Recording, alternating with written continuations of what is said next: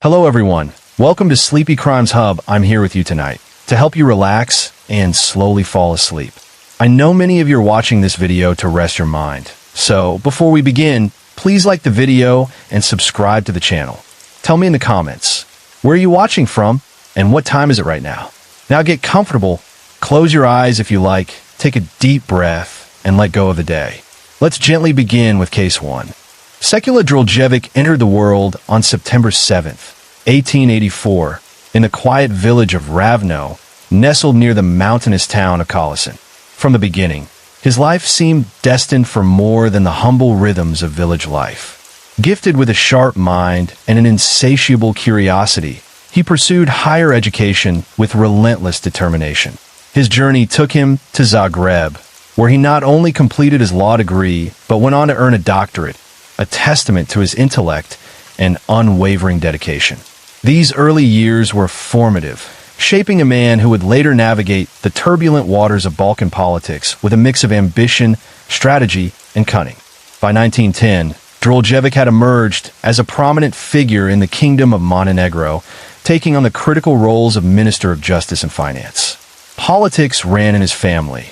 His brother, Janko Droljevic, already held a seat as a member of parliament representing the loyalist True People's Party, but Sekula was determined to forge his own path. He became an MP himself, gaining influence and recognition, and later served as a minister in King Nicola's cabinet during the chaotic years of the Balkan Wars between 1912 and 1913.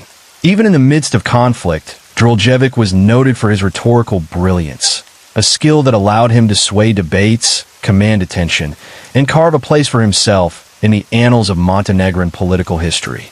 The outbreak of World War I brought a dramatic shift in his life. Captured by Austro-Hungarian forces, he was interned in the Boldogaszin camp in Hungary, a period marked by isolation, reflection, and growing political disillusionment.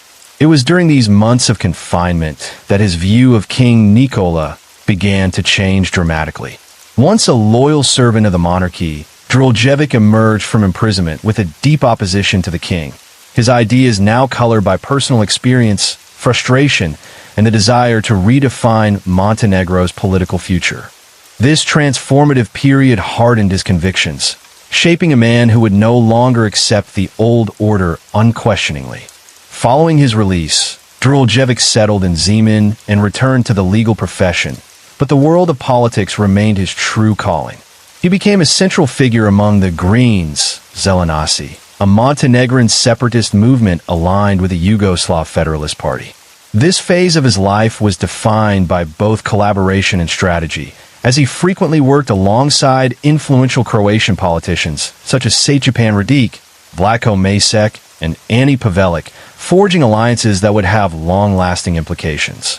These connections were not mere political arrangements. They were bonds built on shared visions of federalism, national identity, and regional autonomy, reflecting Droljevic's growing role as a thinker and strategist in the Balkan political landscape.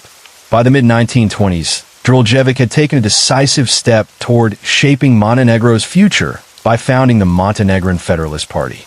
He quickly became its sole leader and intellectual architect, channeling his energy into crafting the party's ideology and strategic vision.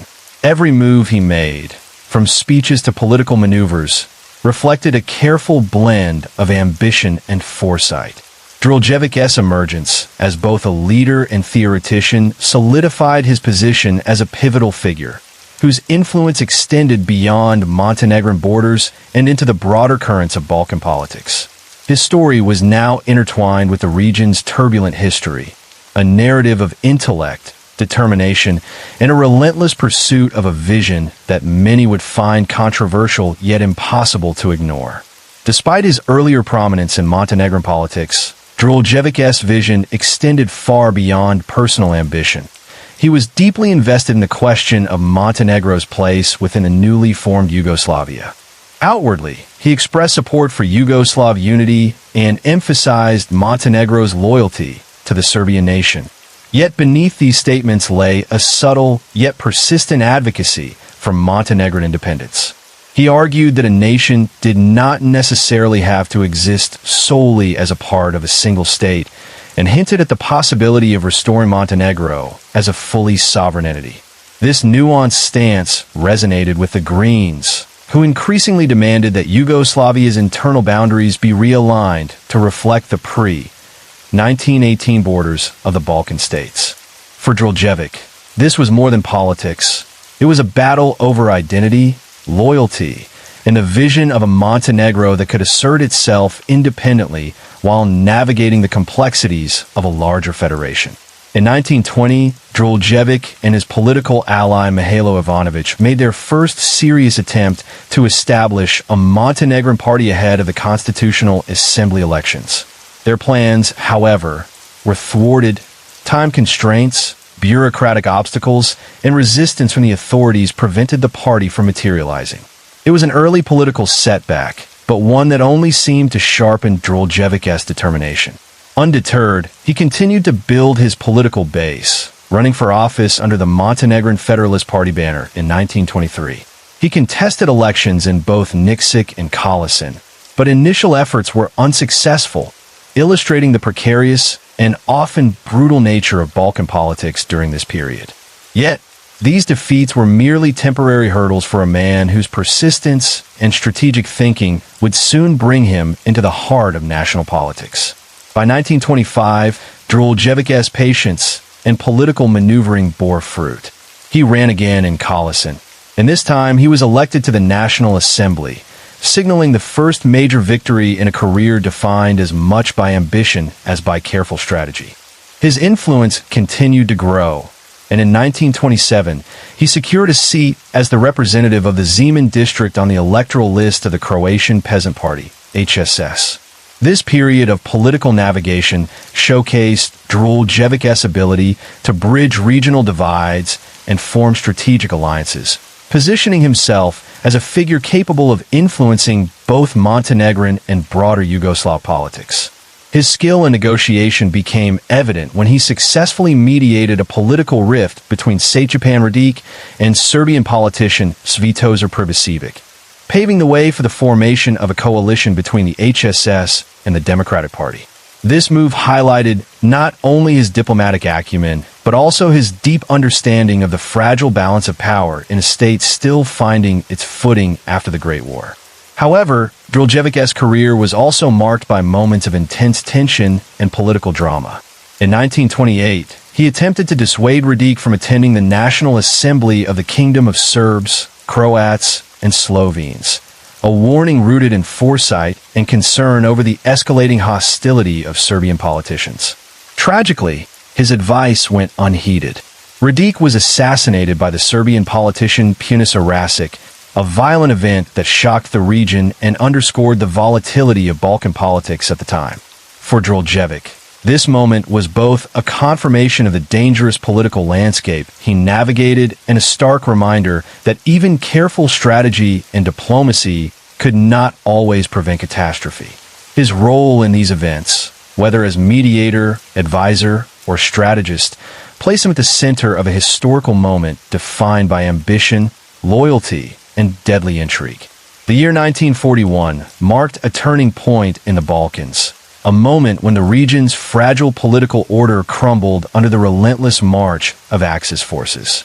On April 6th, Germany and Italy launched their invasion of Yugoslavia, a coordinated assault that would reshape the entire area.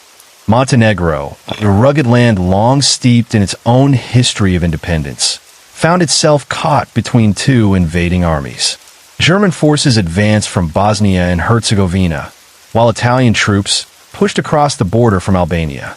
The Germans, after initial occupation, eventually withdrew, leaving the Italians to control the territory, a decision that would have profound consequences for the region's political landscape and for Sekula Druljevic personally, as the Axis powers carved up Yugoslavia. In the Western territories, Ante Pavelić, who had long been exiled in Mussolini's Italy, returned to prominence. Appointed Poglavnik of the newly formed Ustaše-led Croatian state, the independent state of Croatia, NDH, Pavelić oversaw a regime that fused nearly all of modern-day Croatia, the entirety of Bosnia and Herzegovina, and parts of Serbia into a puppet state under Italian and German control. The NDH quickly became infamous for its brutal policies. Under the Ustase militia, genocidal campaigns targeted Serbs, Jews, and Romani populations, leaving a trail of fear and devastation across the newly declared state.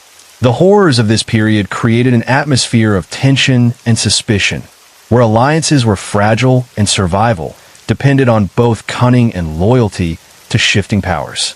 Amid this chaos, the Axis powers proclaimed the creation of a puppet kingdom of Montenegro on July 12, 1941, a move that positioned Druljevic at the center of an ambitious, controversial, and deeply precarious plan.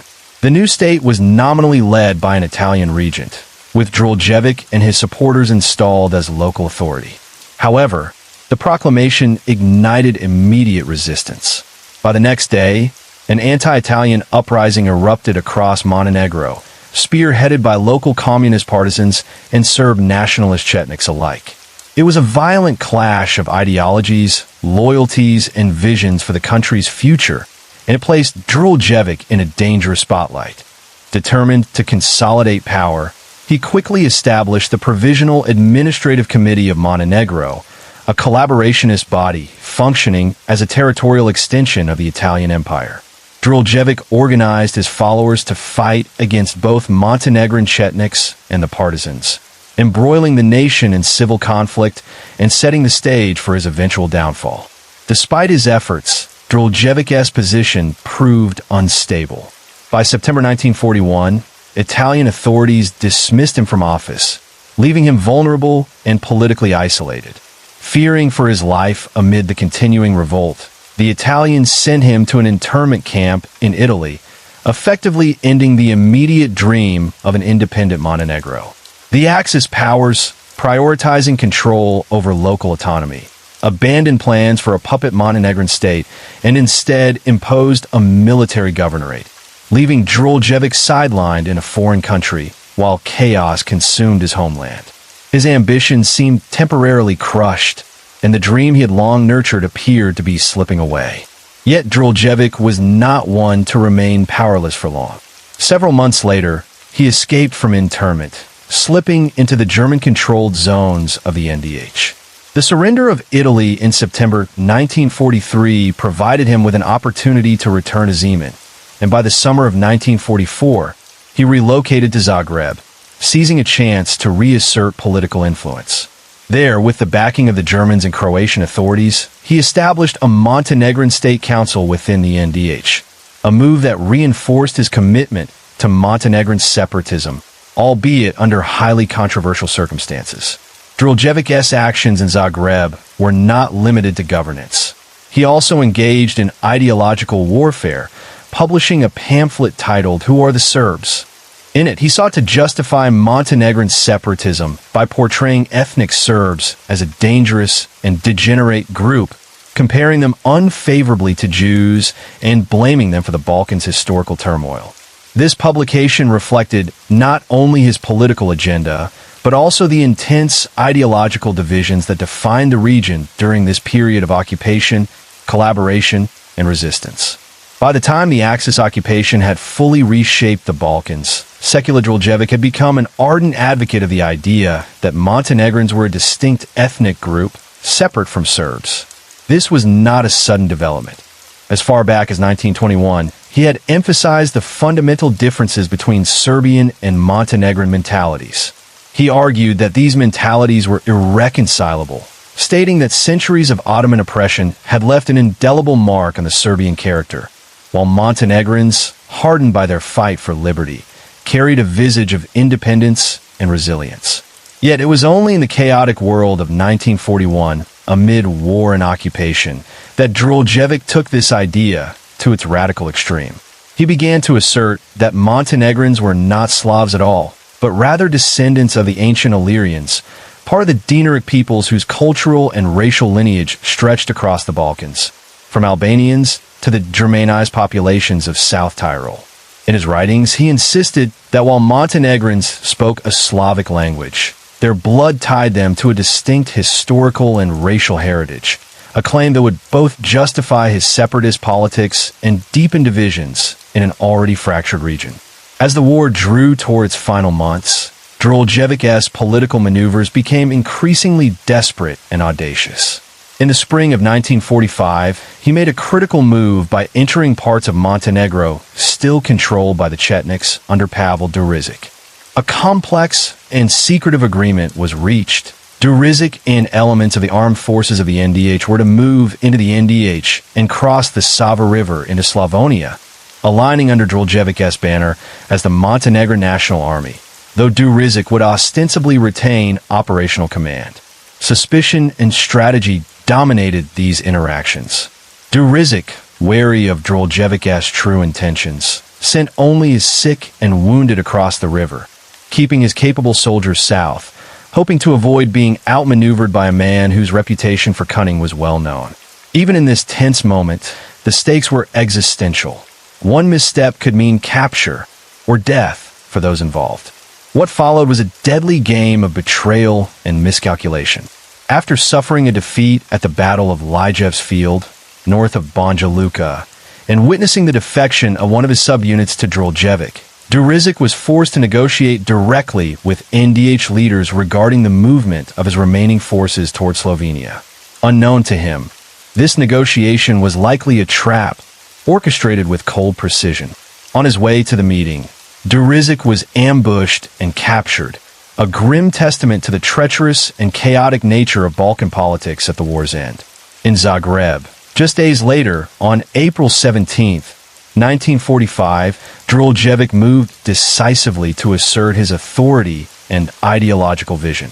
He issued a proclamation outlining his political program and called on his army to fight both the emerging post-war Yugoslavia and rival factions, including the Chetniks of Draza Mihailovic. The proclamation was bold, defiant, and deeply controversial, reflecting both his unyielding ambition and his increasingly isolated position amid the crumbling Axis order.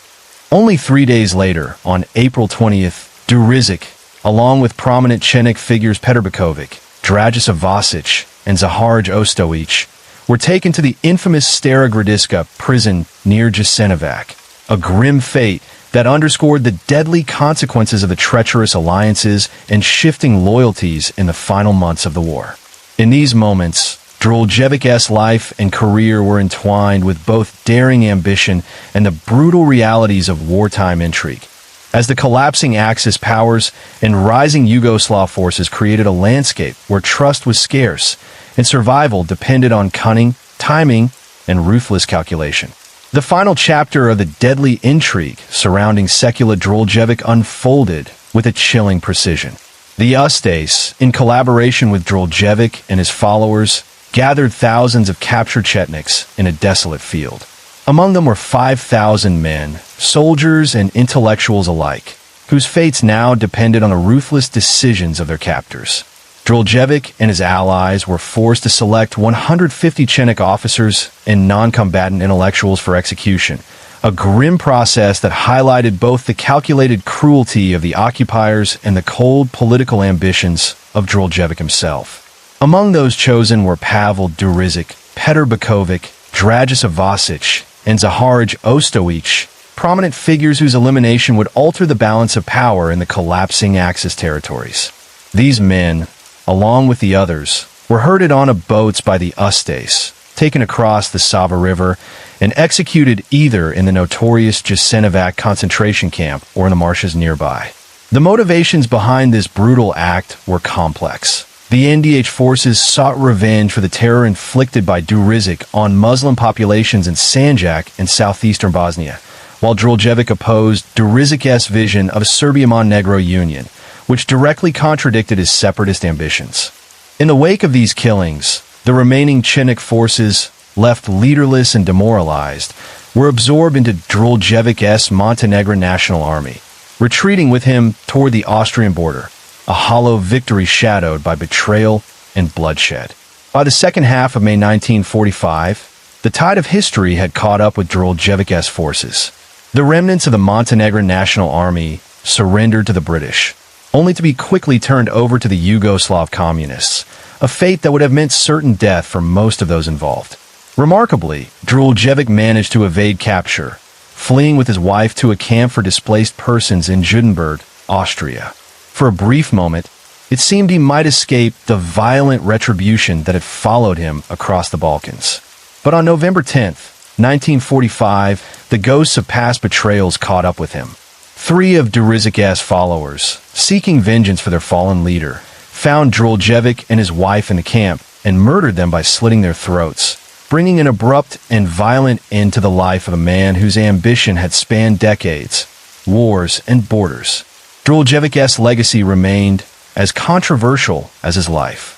In 1944, amid the shifting alliances and puppet regimes, he had rearranged the lyrics of the Montenegrin patriotic song, O.J. Svetla Mashka Zoro, to celebrate the creation of the Montenegrin puppet state established in July 1941. Decades later, in 1946, he was officially declared a war criminal at the Nuremberg trials, an acknowledgement of the crimes and collaborations that had marked his final years. Yet history's memory proved complicated.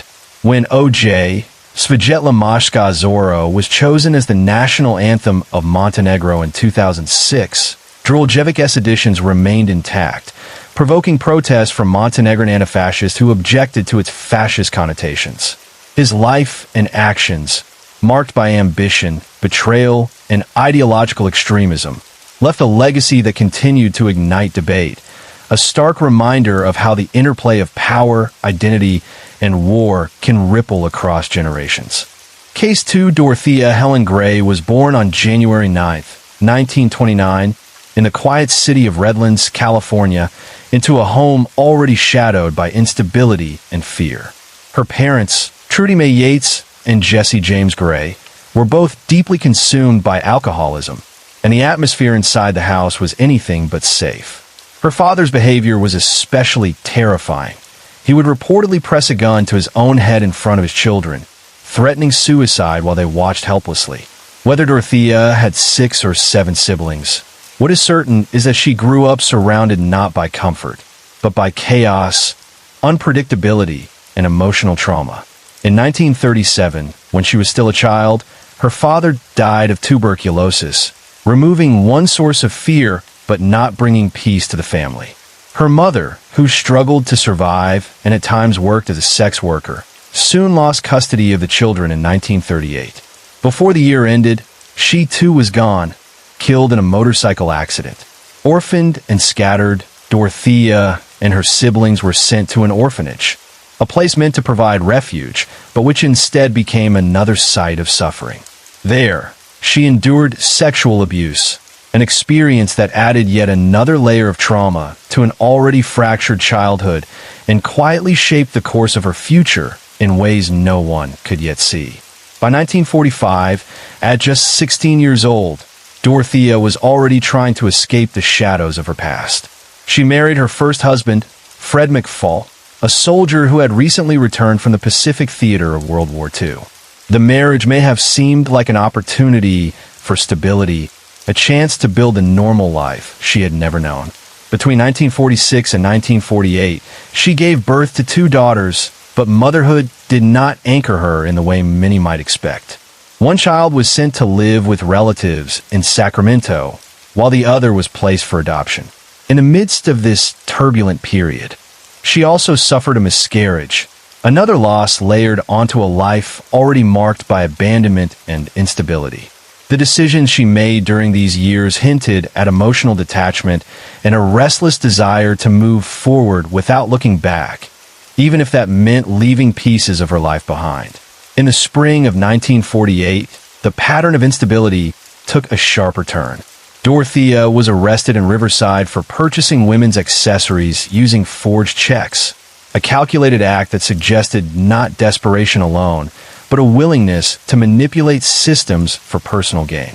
She pleaded guilty to 2 counts of forgery and was sentenced to 4 months in jail, followed by 3 years of probation.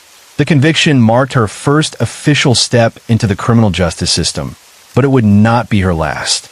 Just 6 months after being released, she left Riverside, distancing herself from the place tied to her conviction. Later that same year, her first husband left her, closing another chapter in a life that seemed defined by broken ties and constant reinvention. At only 19 years old, Dorothea had already experienced abandonment, loss, imprisonment, and failed marriage. Events that, taken together, painted the portrait of a young woman shaped by trauma, secrecy, and an emerging pattern of deception. By 1952, Dorothea had once again reinvented herself, this time stepping into an entirely fabricated identity. In San Francisco, she allegedly married a merchant seaman named Axel Bryn Johansson, a man whose profession kept him away at sea for long stretches of time. But Dorothea did not present herself as the troubled young woman from California with a criminal record. Instead, she constructed an elaborate persona, calling herself Taya Singo Alanayarda, and claiming to be a Muslim woman of Egyptian and Israeli descent. It was a bold transformation, layered with exoticism and mystery, designed to distance her from her past and craft a more intriguing narrative about who she was. The marriage itself was volatile, with Johansson frequently traveling. Dorothea uses absences to live a double life, inviting other men into their home and gambling away his earnings. Behind closed doors, stability once again unraveled into manipulation and secrecy, her pattern of deception growing more sophisticated with time.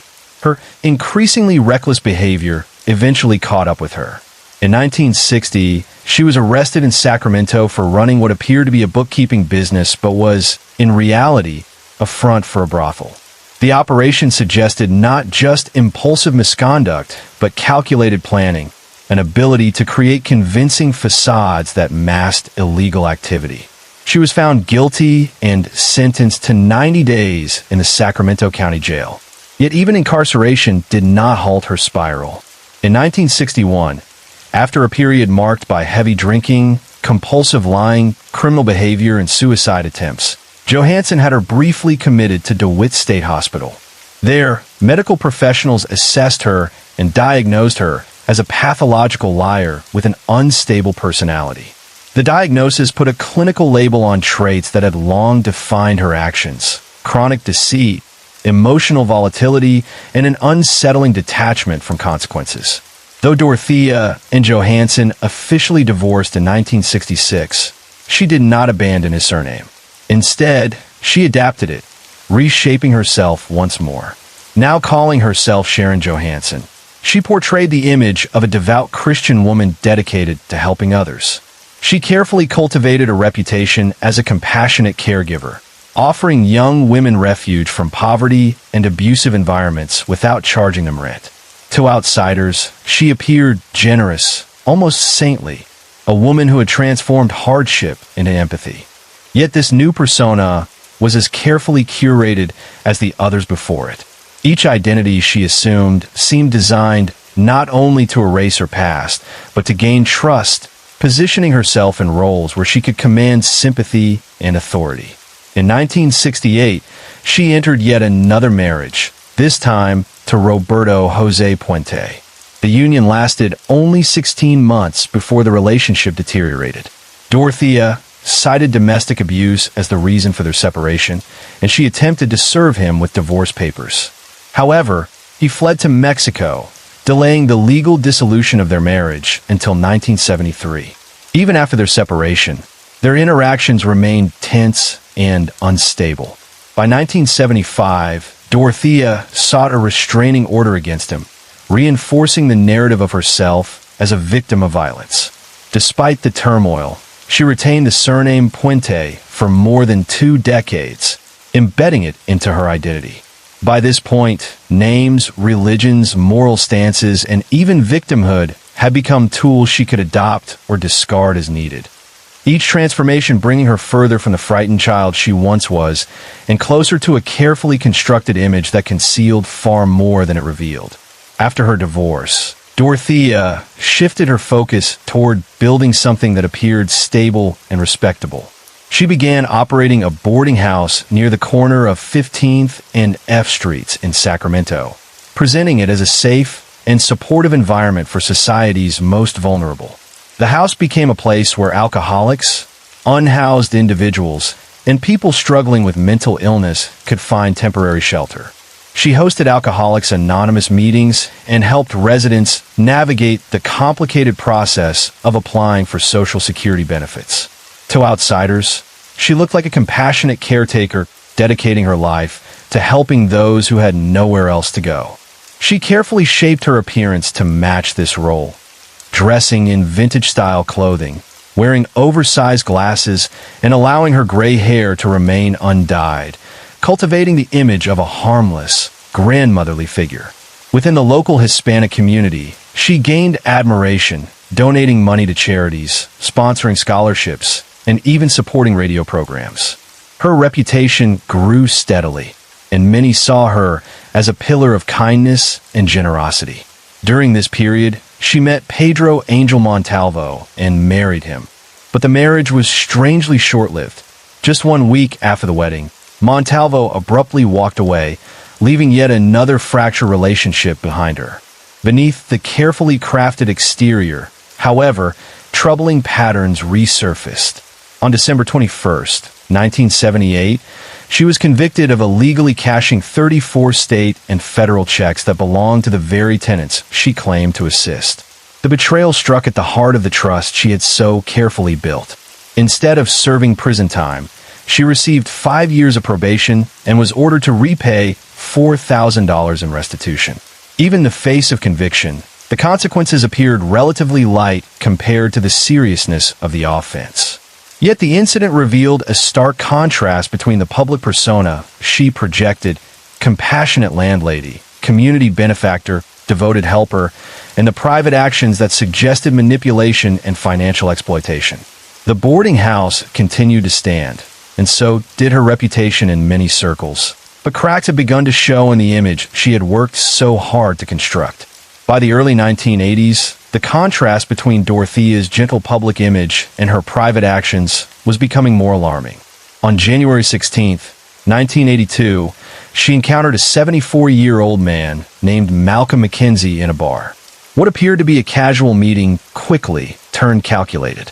She accompanied him back to his apartment, and according to McKenzie's later account, she slipped something into his drink. Not long after, he lost consciousness. When he regained awareness, valuable belongings were gone. His coin collection, several watches, and pieces of jewelry had disappeared. Most disturbingly, a diamond ring that had belonged to his mother had been removed directly from his finger while he lay incapacitated. The allegation painted a chilling picture, not a desperate act, but a deliberate strategy involving sedation, patience, and theft carried out against an elderly man who had likely seen her as harmless company rather than a threat. Just months later, another incident deepened suspicion around her activities.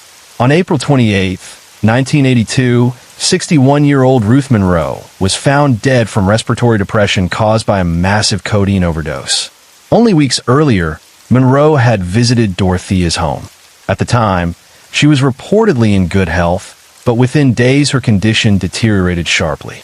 On April 25th, she confided to a friend that she felt she believed she might die.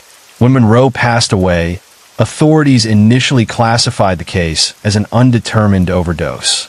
However, as circumstances were re-examined and connections emerged, her death was later ruled a homicide. The timeline: her good health before visiting Dorothea, followed by rapid decline, raised unsettling questions about what might have happened behind closed doors. The pattern did not stop there. On May 16, 1982, 49-year-old Dorothy Osborne reported that after Dorothea visited her home and prepared her a drink, checks, credit cards, and other personal items were missing within hours. The repetition of the same scenario, a visit, a drink, and then vanished valuables, was becoming impossible to ignore. This incident ultimately led to Dorothea being convicted on 3 counts of grand theft. She was sentenced to 5 years in prison, placed on state parole until March 21, 1986, and saw her federal parole extended an additional 2 years, pushing supervision through 1990. Even with mounting legal consequences, the underlying behavior suggested something more calculated than opportunistic crime, a pattern of gaining trust, administering substances and exploiting vulnerability with unsettling precision. While serving her sentence, Dorothea did not withdraw from the world outside. Instead, she quietly built new connections. Among them was Everson Theodore Gilmouth, a 77-year-old retiree from Oregon. Through letters exchanged during her incarceration, a relationship formed, one that seemed, at least on the surface, affectionate and sincere. By early September 1985, Gilmouth had traveled to Sacramento with his truck and trailer, arriving at her boarding house, ready to begin what he likely believed was a new chapter. On September 9th, 1985, after serving only half of her prison term, Dorothea was released. Waiting for her were Gilmouth and Ricardo Ordorica, a trusted friend who lived downstairs at 1426 F Street. To observers, it may have appeared as though she was stepping into stability once again, supported by loyal companions and a fiancé devoted enough to cross state lines for her. Dorothea wrote to Gilmouth's sister announcing that she and Gilmouth planned to marry on November 2nd. The letters suggested optimism and future plans, reinforcing the image of a committed relationship. Around the same time, she hired a handyman, Ismael Carrasco Flores, to carry out remodeling work on her house. Among his tasks was constructing a large wooden storage box, measuring 6 feet long and roughly 30 inches in both width and depth. As payment, she offered Gilmouth his truck along with $800 in cash. Once the box was completed, Flores noticed something unusual. It had been nailed shut. Dorothea then asked for his help moving it. The box, now weighing approximately 300 pounds, was transported but ultimately left near a river about an hour outside Sacramento. The circumstances were strange, yet no immediate alarm was raised. On January 1st, 1986, the quiet concealment unraveled. A fisherman along the Sacramento River came across the large wooden box and, sensing something wrong, contacted authorities. Inside, investigators discovered a severely decomposed human body wrapped in multiple plastic bags and enclosed in a bedsheet secured tightly with electrical tape. Mothballs and toilet deodorizer had been placed inside, apparently in an attempt to mask the odor. The condition of the remains made identification difficult, and it would take more than 2 years, until December 28, 1988, before the body was positively identified as Gilmouth's. As investigators pieced together events, further deception emerged. After Gilmouth's disappearance, Dorothea had sent forged letters and greeting cards to his sister, creating the illusion that he was still alive. She also forged his signature to transfer ownership of his truck and continued cashing his benefit checks until July 1986. The careful layering of false correspondence, financial manipulation, and physical concealment revealed a calculated effort not only to remove a man from existence, but to erase the suspicion that he was ever gone at all. In late 1986, 78-year-old Betty Mae Palmer moved into the boarding house, unaware of what awaited her. Within weeks, Dorothea secured a California identification card that displayed her own photograph but carried Palmer's name. Soon after, Palmer's Social Security payments were redirected to the boarding house address. Her signature was forged, and nearly $7,000 in benefit checks were cashed. Then Palmer disappeared. 2 years later, in November 1988, investigators uncovered a shallow grave in the front yard containing the partially dismembered remains of a woman. The head, hands, and lower legs were missing. Toxicology tests revealed doxylamine along with haloperidol and flurazepam, medications that had been prescribed to Palmer. On January 24, 1989, the remains were conclusively identified as hers through comparison with earlier medical x-rays. Around the same period, another 78-year-old resident, Leona Carpenter, became entangled in a similar pattern. After suffering a flurazepam overdose, she was hospitalized on October 21, 1986. A notary was summoned to her bedside, and power of attorney was transferred to Dorothea. Within 10 days, Carpenter's Social Security checks were being cashed. After her discharge in December, she returned to live at the boarding house, only to be hospitalized again. In February 1987, Shortly after being released, she vanished. When a yard was excavated in November 1988, Carpenter's body was discovered in the southeastern section of the property. Toxicology analysis of her brain tissue detected codeine, diazepam, and flurazepam. That same year, 62-year-old James Gallup had also taken up residence in the home. In July 1987, doctors identified a potentially cancerous tumor in his colon, and he agreed to additional testing. However, Dorothea later informed his physician that Gallup had left for Los Angeles indefinitely. He was never seen again. In November 1988, his body was found buried beneath a gazebo in the yard.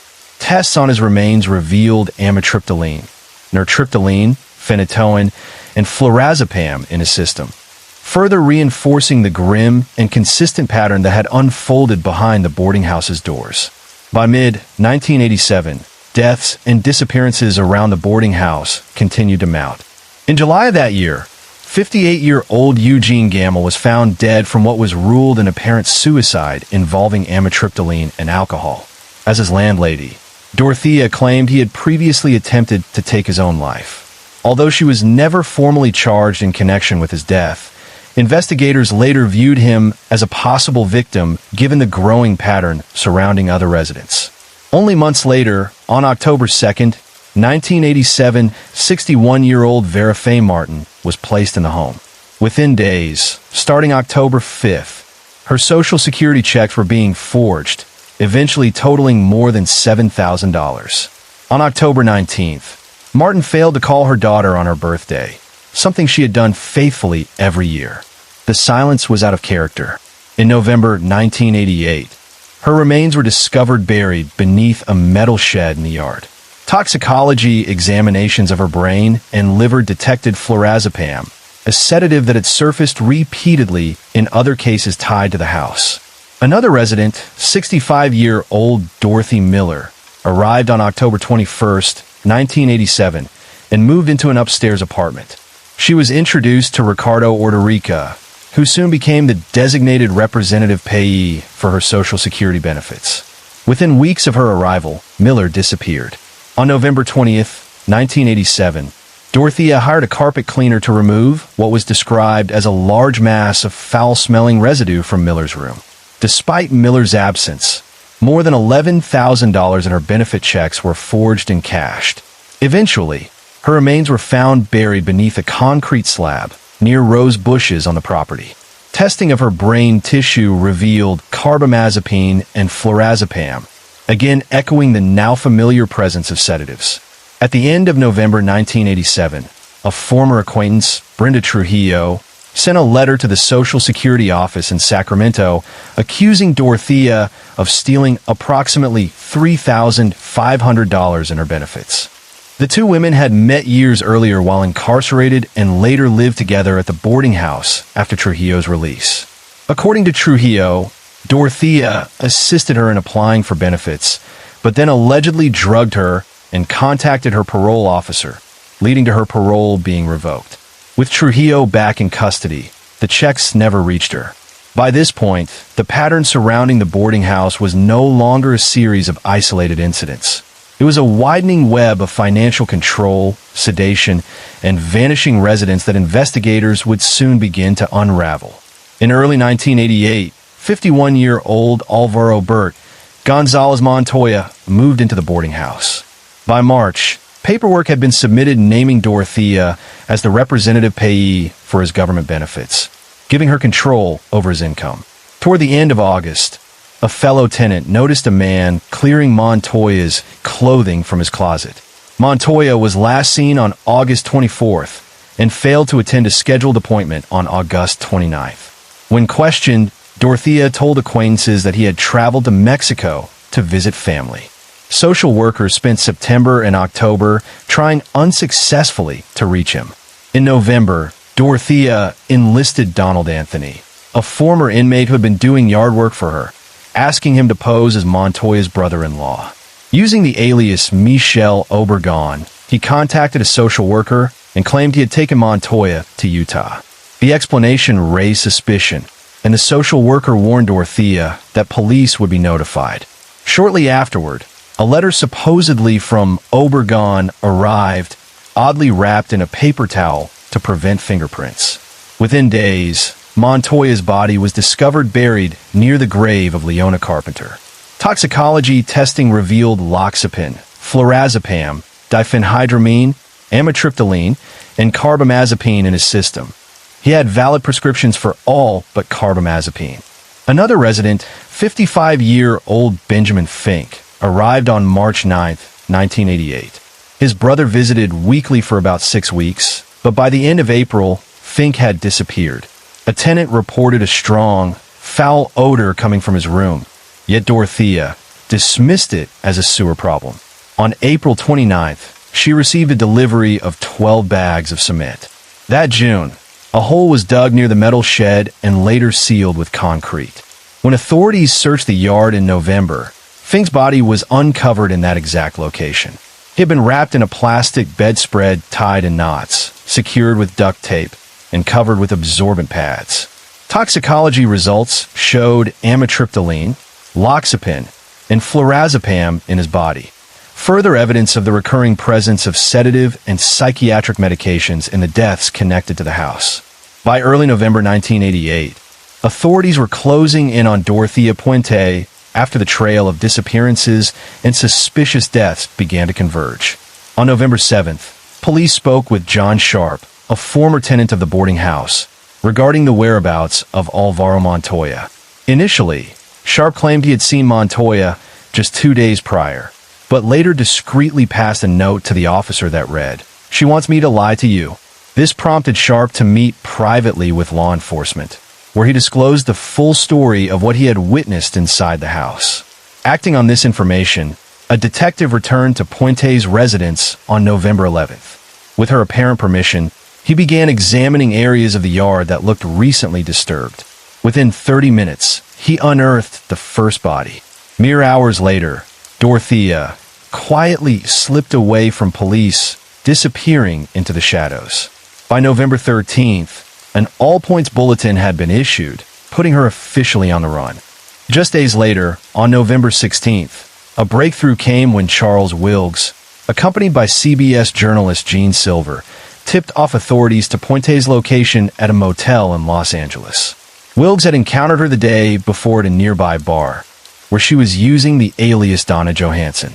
After spotting her appearance on a CBS morning news segment, he alerted Silver, and together they contacted local law enforcement.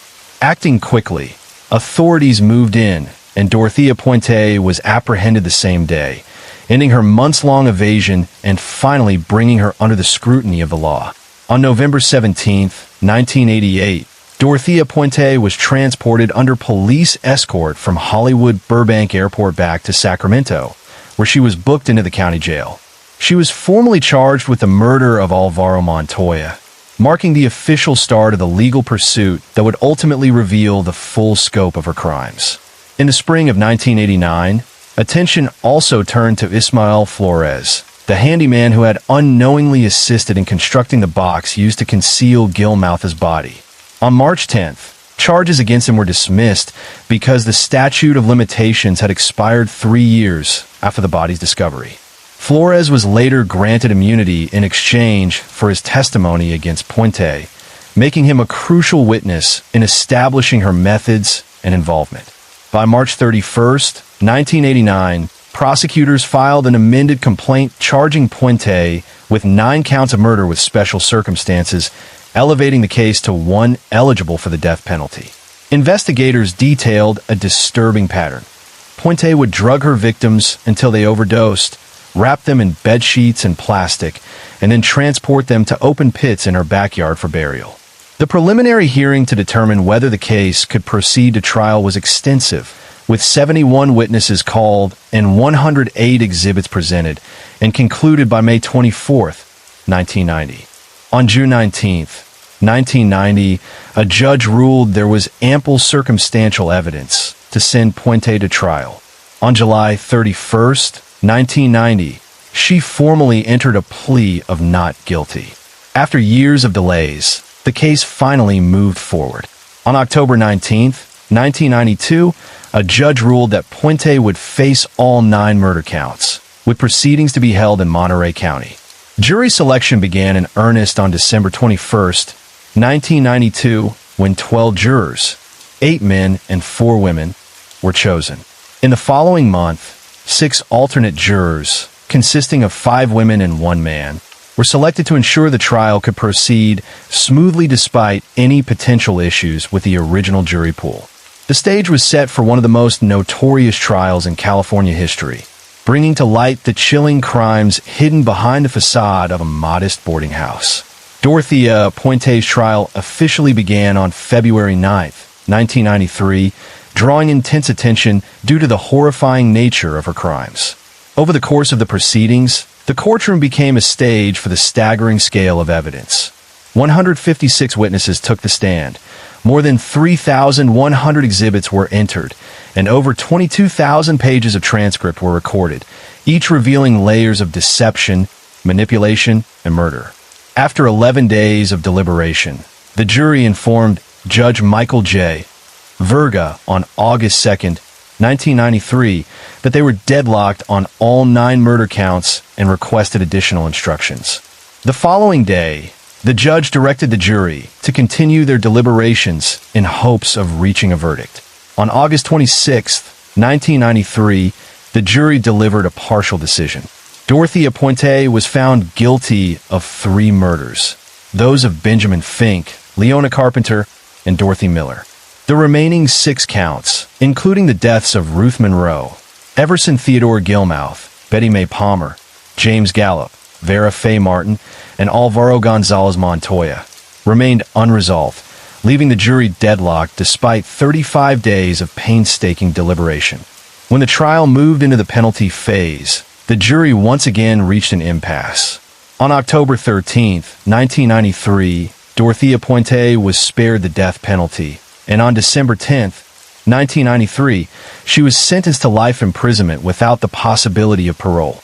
She was transferred to the Central California Women's Facility in Chowchilla, California, where she would spend the remainder of her life. Puente's convictions were later appealed, and on August 28, 1997, a California appellate court affirmed the murder convictions but called for an investigation into allegations of juror misconduct. Following a 3-day hearing, Judge William D.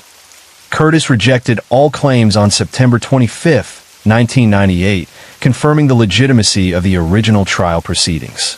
After years behind bars, Dorothea Puente died of natural causes on March 27, 2011, at the age of 82, closing the final chapter on one of California's most infamous criminal cases, leaving behind a chilling legacy of manipulation, murder, and betrayal hidden behind the guise of a caring landlady. Case 3 Randy Kraft entered the world on March 19, 1945, in Long Beach, California, as the 4th child and only boy born to Opal Lee, née Beal, and Harold Herbert Kraft. His father had relocated from Wyoming shortly after the United States became involved in World War II, seeking new opportunities on the West Coast. After securing work on the assembly line at Douglas Aircraft Company, he arranged for his wife and 3 daughters to join him in California. The Kraft family lived a modest life, with Opal working multiple jobs to supplement her husband's factory wages. She initially took a position as a seamstress in a garment factory located in Westminster, then later became a cook at a local school. Despite the heavy workload, she remained actively involved in her children's lives, providing care and attention. By contrast, Harold Kraft rarely participated in family activities or social events, and was later remembered as emotionally distant and largely uninvolved in his children's upbringing. As a youngster, Randy was the center of attention for his mother and older sisters, who doted on him despite his tendency toward clumsiness and frequent accidents. This early environment of affection from his mother and siblings stood in sharp contrast to the emotional absence of his father, shaping the dynamics of his formative years in ways that would later surface in his personality and behavior. In 1948, the Kraft family relocated from Long Beach to Midway City, a neighboring community in Orange County. They moved into a modest wood-frame building that had once served as a women's Army Corps dormitory along Beach Boulevard. Harold Kraft transformed the structure into a three-bedroom family home, providing a stable space for his growing household. The family quickly integrated into the local community, becoming active members of the Westminster First Presbyterian Church, where Opal Kraft earned recognition for her dedication and eventually became chair of the Deacons Committee. During his time in Midway City, Randy attended Midway City Elementary School, where his mother played an active role in the PDA. Teachers and fellow students alike recognized his sharp intellect.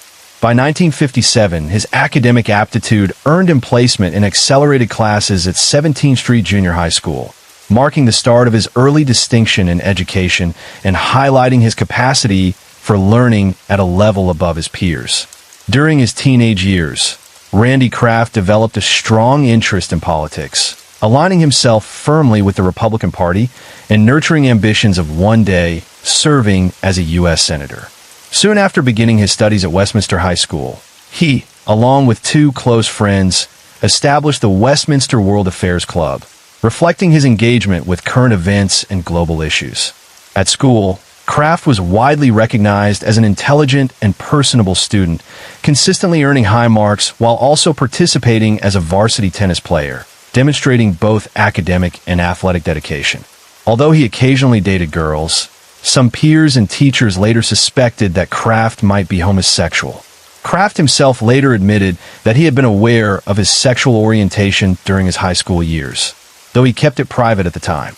On June 13, 1963, he graduated from Westminster High School ranked 10th in a class of 390 students, a testament to his academic diligence. That autumn, he enrolled at Claremont Men's College in Claremont, California, where he pursued a Bachelor of Arts in Economics, continuing his path of intellectual growth and positioning himself for future ambitions in politics and beyond. Shortly after beginning his studies at Claremont Men's College, Randy Kraft joined the Reserve Officers Training Corps and became active in political demonstrations, including rallies supporting the Vietnam War and, in 1964, campaign events for Republican presidential candidate Barry Goldwater. He later reflected that these activities were largely performative, mimicking his parents' conservative beliefs rather than reflecting his own, and he described his second year at Claremont as the point when he abandoned the last gasp of his early conservative ideology. It was also during this period that Kraft entered his first known homosexual relationship, beginning to explore his sexual identity more openly. In 1964, Kraft took a job as a bartender at a cocktail lounge in Garden Grove that catered to a gay clientele. He frequently traveled to Laguna Beach and Huntington Beach, where he engaged in casual sexual encounters with male hustlers. In a tentative attempt to introduce his sexual orientation to his family, he brought a series of male companions to meet his parents, though initially his mother, father, and sisters remained unaware of his homosexuality. By 1966, Kraft encountered legal trouble when he was arrested and charged with lewd conduct after propositioning an undercover officer in Huntington Beach. With no prior criminal history, the charges were ultimately dropped. The following year, he experienced a dramatic shift in his political outlook, embracing liberal ideologies and formally registering as a Democrat in 1967.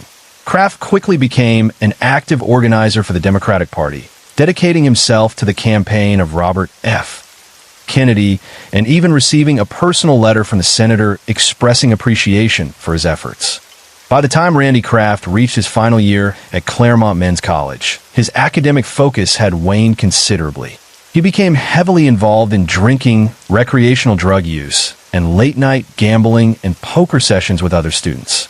This lack of dedication to his studies led him to fail his econometrics class, delaying his graduation by 8 months. Eventually, in February 1968, he completed the requirements for his Bachelor of Arts degree in economics, finally earning his diploma. A few months after graduating, Kraft enlisted in the United States Air Force.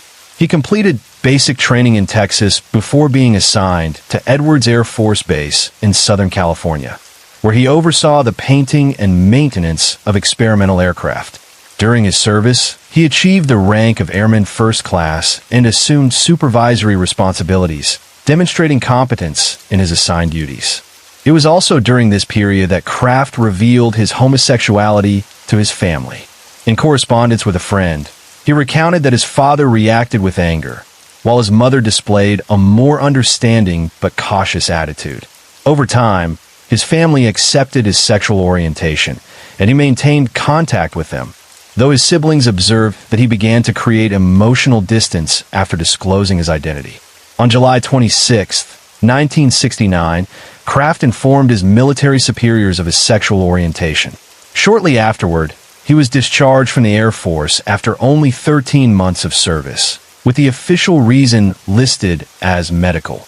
Kraft sought legal counsel to contest the nature of his discharge, but the Air Force refused to amend his record. Following his separation, he returned to live with his parents and secured employment as a bartender, beginning the next chapter of his adult life. In March 1970, Randy Kraft came across a 13-year-old boy named Joseph Alvin Fancher at Huntington Beach. Fancher told Kraft that he had run away from his home earlier that day, seeking refuge and guidance.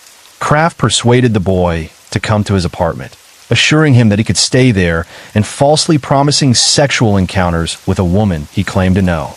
Trusting Kraft, Fancher went with him to his Belmont Shore apartment, where he was subsequently drugged, physically assaulted, and sexually abused multiple times. Several hours later, after Kraft left for work, Fancher managed to flee from the apartment. A passerby, noticing the boy's disoriented and debilitated state, called for an ambulance. At the hospital, Fancher required emergency treatment, including having his stomach pumped due to the drugs he had been given. While receiving treatment at the hospital, Fancher told the police that Kraft had administered drugs to him and physically assaulted him. He chose not to reveal the sexual abuse to either his parents or law enforcement, feeling ashamed and fearing disbelief. Authorities conducted a search of Kraft's apartment with the assistance of his roommate, but because Fancher admitted to taking the pills voluntarily and the search was carried out without a warrant, no charges were brought against Kraft. In 1971, Kraft secured a job as a forklift operator in Huntington Beach. Following his discharge from the Air Force 2 years prior, he enrolled at California State University, Long Beach, pursuing a degree in education to expand his career opportunities. During his time at the university, he met Jeffrey Paul Graves, a teaching student from Minnesota who was 4 years younger than Kraft, and the two began a personal relationship. Between 1971 and 1983, Randy Kraft is believed to have claimed the lives of as many as 67 young men. His victims were all male, ranging in age from 14 to 30, with the majority falling in their late teens to mid-20s. Of these suspected murders, Kraft was formally charged and ultimately convicted of 16 homicides, spanning from 1972 to 1983. A significant number of his victims were associated with the United States Marine Corps, and toxicology reports consistently revealed high levels of alcohol and tranquilizers in their systems, suggesting that they had been rendered unconscious before the assaults and killings occurred. Kraft employed a calculated and manipulative method to lure his victims, often offering them a ride or alcohol as an initial enticement. Once they were in his control, he would administer drugs or further alcohol to incapacitate them. His crimes involved binding his victims, subjecting them to physical torture, and sexually abusing them. The killings themselves were carried out through a variety of methods, including strangulation, asphyxiation, bludgeoning, and in some cases, the administration of lethal doses of pharmaceuticals. At least one victim was stabbed to death, illustrating the range of brutality in his methods. After the murders, Kraft disposed of the bodies in a methodical manner, frequently leaving them along Southern California freeways or in other locations near major roads. However, some bodies were found in more secluded or unusual locations, showing a degree of opportunism in his disposal techniques. Investigators later uncovered photographic evidence in Kraft's residence that depicted several victims being transported to his home before their deaths, highlighting the premeditated and organized nature of his crimes. This combination of meticulous planning, manipulation, and extreme violence underscored the chilling sophistication of Kraft's serial killings. Many of Kraft's victims bore signs of extreme physical abuse and sadistic torture. Investigators discovered that several men had been burned with a car cigarette lighter, often targeting sensitive areas such as the genitals, chest, and face. Others showed evidence of severe blunt force trauma to the head and face. In some cases, foreign objects had been forcibly inserted into the rectum, while certain victims suffered emasculation or were mutilated and dismembered, reflecting the brutal and ritualistic nature of Kraft's assaults. Although most of Kraft's murders took place in California, law enforcement later determined that some killings occurred in Oregon, and 2 known victims were murdered in Michigan in December 1982. This interstate pattern highlighted the mobility and calculated planning behind Kraft's crimes, demonstrating his ability to evade detection across state lines. Police believe Kraft's first known victim was Wayne Joseph Duquette, a 30-year-old bartender from Long Beach who worked at a gay bar called The Stable in nearby Sunset Beach. Duquette was last seen alive on September 20th, 1971, and his nude body was discovered on October 5th, 1971, near the Ortega Highway. Due to advanced decomposition, investigators could not identify signs of foul play, and the official cause of death was recorded as acute alcohol poisoning caused by a dangerously high blood alcohol level. Intriguingly, Kraft's personal journal, often referred to as a scorecard, contained the first entry marked "stable," strongly suggesting that Duquette had been the initial victim in Kraft's series of murders. About 15 months following Duquette's death, Kraft targeted Edward Daniel Moore, a 20-year-old Marine. Moore was last seen leaving the barracks at Camp Pendleton on December 24, 1972, and his body was discovered in the early hours of December 26, 1972, beside the 405 freeway in Seal Beach. Examination of Moore's body revealed abrasions consistent with having been pushed from a moving vehicle. He had been bound at both wrists and ankles, beaten with a blunt instrument to the face and garrote.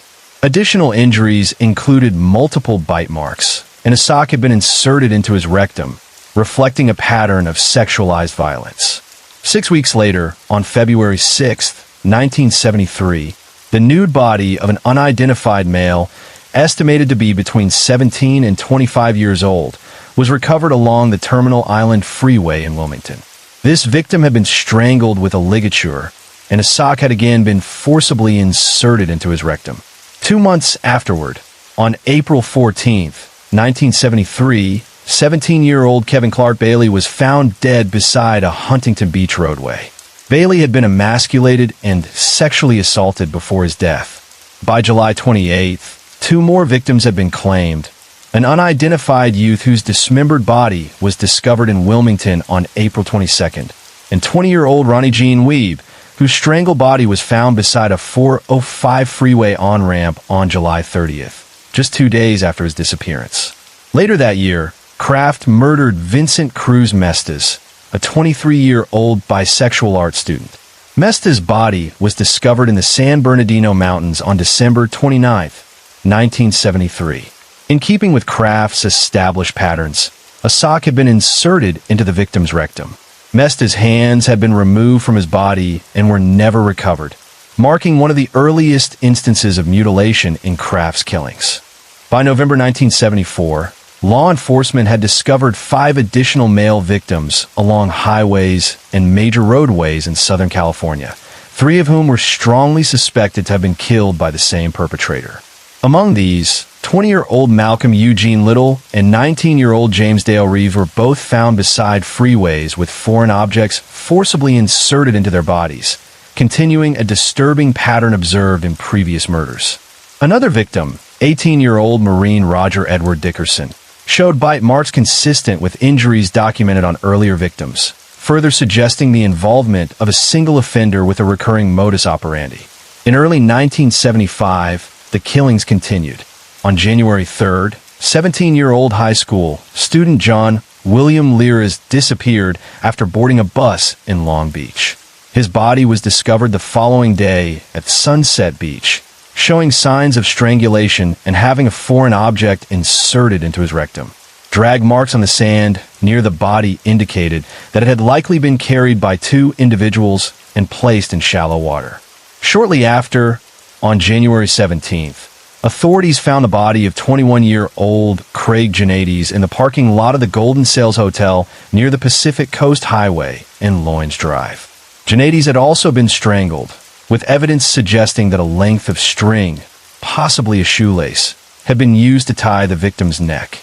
By late January 1975, investigators had connected 14 male victims over a span of 3 years, all of whom shared similar physical traits and were Caucasian. Officials from multiple Southern California jurisdictions met in Orange County to coordinate their investigation, reviewing an FBI profile that depicted the killer as an organized and methodical predator of above-average intelligence, showing little concern for societal norms or morality. Some experts speculated that more than one perpetrator might be involved, noting possible military experience. Evidence, such as paper tissue remnants found in the victim's nostrils, suggested a technique used to prevent bodily purging after death, a practice common in military settings. Additionally, investigators theorized that the repeated insertion of socks into the victim's rectums may have served a similar purpose, controlling decomposition during transport to disposal sites. Despite the growing body of evidence and patterns, no concrete suspects have been identified at this point in the investigation. On the night of March 29, 1975, Kraft managed to entice 2 teenage boys, Keith Crotwell and Kent May, from a Long Beach parking lot into his black and white Ford Mustang. Once inside, he offered them beer and administered Valium, causing the youths to become disoriented and drowsy as he aimlessly drove around Belmont Shore and Seal Beach. May later described feeling almost paralyzed from the combination of alcohol and drugs before eventually losing consciousness. Witnesses who had last seen Crotwell and May noticed the same Mustang return to the parking lot. They observed the driver lean across, open the passenger door, and push the unconscious May onto the pavement, unharmed but incapacitated. The car then sped off, with Crotwell slumped against the driver's shoulder. Weeks later, on May 8th, Crotwell's skull was discovered on a jetty near the Long Beach Marina, while the rest of his remains were recovered 6 months afterward. Motivated by suspicion that the perpetrator frequented a local gay bar in Belmont Shore, the 2 friends who had seen the abduction began canvassing their neighborhood.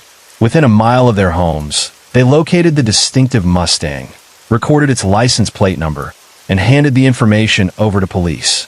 The vehicle was registered to Randy Kraft. On May 19th, 1975, the Long Beach Police Department formally questioned Randy Kraft regarding the disappearance and suspected murder of Keith Crotwell.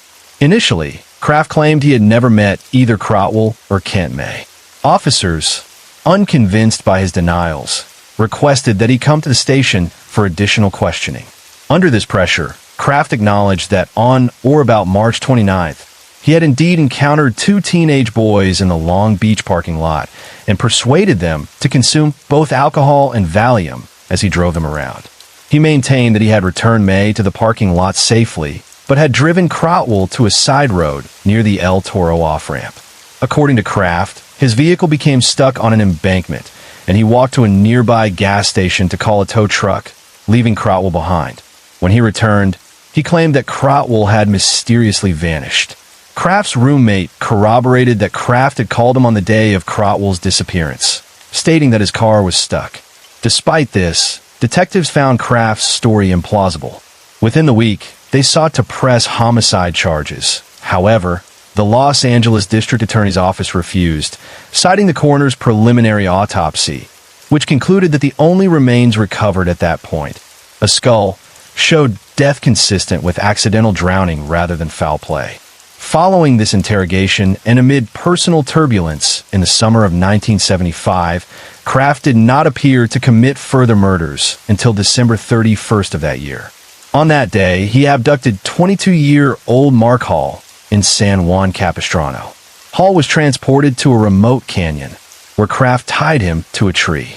According to the autopsy, Hall's death was caused by asphyxiation, with leaves and earth found deeply lodged in his trachea. Forensic examination revealed Hall had suffered extreme sexual assault. He had been sodomized, emasculated, and his severed genitals forcibly inserted into his rectum. Hall's body also bore extensive burns on his chest, scrotum, nose, and face, inflicted with a car cigarette lighter, which was additionally used to destroy his eyes. Multiple deep cuts were observed on Hall's legs, determined to have been caused by a broken bottle. Forensic investigators concluded that Hall had been alive during most of the assault, enduring hours of torture before succumbing to asphyxiation. This murder represented one of the most brutal and sadistic acts attributed to Kraft, highlighting a pattern of premeditated sexual sadism and ritualized mutilation that would define his subsequent killings. The combination of sexual assault, torture, and methodical post-mortem mutilation suggested an offender with detailed planning, an obsessive compulsion for control, and a complete lack of empathy for his victims. By 1976, Randy Kraft had ended his relationship with Jeffrey Paul Graves. Soon after, he began seeing a 19-year-old apprentice baker named Jeff Seelig, and the pair relocated to Laguna Hills. While neither of them practiced strict monogamy, they regarded their relationship as long-term. According to Seelig, he and Kraft routinely picked up hitchhikers, offering them the chance to join in sexual encounters at their apartment. Despite this, Seelig insisted that Kraft had never been violent toward him and that he had never witnessed any aggressive behavior from Kraft. This period of partnership with Seelig is believed to coincide with a temporary pause in Kraft's killing spree. He is not known to have committed another murder until December 10, 1976, when 19-year-old Paul Joseph Fuchs disappeared. Fuchs was last seen outside a Long Beach gay bar called Ripples, a location frequented by Kraft. Although Fuchs' body has never been recovered, his name appears on Kraft's notorious scorecard, marking him as one of Kraft's confirmed victims. After the killing of Paul Joseph Fuchs in December 1976, Kraft remained inactive for roughly 16 months before resuming his murders. On January 3, 1978, law enforcement officials reconvened to review the ongoing investigation into the unknown serial killer. By this point, authorities had already apprehended Patrick Kearney the previous July. Kearney admitted to killing 28 young men and boys, many of whom he had dissected and left in trash bags alongside Southern California freeways. Despite some superficial similarities, investigators quickly distinguished Kraft's killings from Kearney's. Kraft never executed his victims with a gunshot to the temple, nor did he confine himself to dismemberment without torture. Kraft's brutal methods, including binding, sexual assault, and mutilation, clearly indicated a separate perpetrator was still active. On April 16, 1978, Kraft abducted 18-year-old Marine Scott Michael Hughes. Hughes was sedated with Valium before Kraft surgically removed one of his testicles and strangled him with a ligature, ultimately leaving his fully clothed body, sans shoelaces, beside a freeway on-ramp in Anaheim. 2 months later, on June 11th, the body of 23-year-old Roland Gerald Young was discovered near a San Diego freeway. Young had been emasculated and stabbed to death, with evidence suggesting he had been thrown from a moving vehicle. Shortly afterward, on June 19th, the body of 20-year-old Marine Richard Allen Keith was found along Moulton Parkway. Last seen by his girlfriend in Carson, Keith had been bound at the wrists and strangled. Toxicology and physical evidence indicated he had ingested flurazepam and alcohol prior to being killed by asphyxiation. Investigators later identified him on Kraft's scorecard under the designation Marine Carson. 3 weeks following the killing of Richard Allen Keith, on July 6, 1978, Kraft abducted and murdered 23-year-old hitchhiker Keith Arthur Klingbeil. Klingbeil had consumed a large quantity of acetaminophen and alcohol before Kraft strangled him using a shoelace. His body was left beside the Interstate 5 freeway, and although he was still alive when discovered, he died shortly after arriving at Mission Community Hospital. The autopsy later revealed that prior to the strangulation, Kraft had burned Klingbeil's left nipple with a car cigarette lighter. 2 months later, on September 29th, authorities discovered the body of 20-year-old Richard Anthony Crosby approximately 200 yards north of Highway 71 in San Bernardino. Crosby had vanished the day before while hitchhiking home from a theater in Torrance. He had been suffocated, and his left nipple had been similarly burned with a car cigarette lighter, indicating a consistent signature in Kraft's killings. The final known murder committed by Kraft in 1978 occurred on November 18th, when the castrated body of 21-year-old Long Beach truck driver Michael Joseph Inderbieden was discovered along an on-ramp to the I-605. In addition to castration, Inderbieden had suffered sexual violation with a foreign object and burns consistent with those inflicted on Mark Hall 2 years earlier. His death was officially recorded as resulting from suffocation. Kraft remained inactive in terms of killings until June 16, 1979, when he abducted 20-year-old Marine Donnie Harold Crizzle. Crizzle's body was later found discarded along the 405 freeway, having been thrown from a moving vehicle. While the official cause of death was recorded as acute alcohol poisoning, forensic examination revealed rope marks and burns, indicating that he had been restrained and tortured prior to being discarded.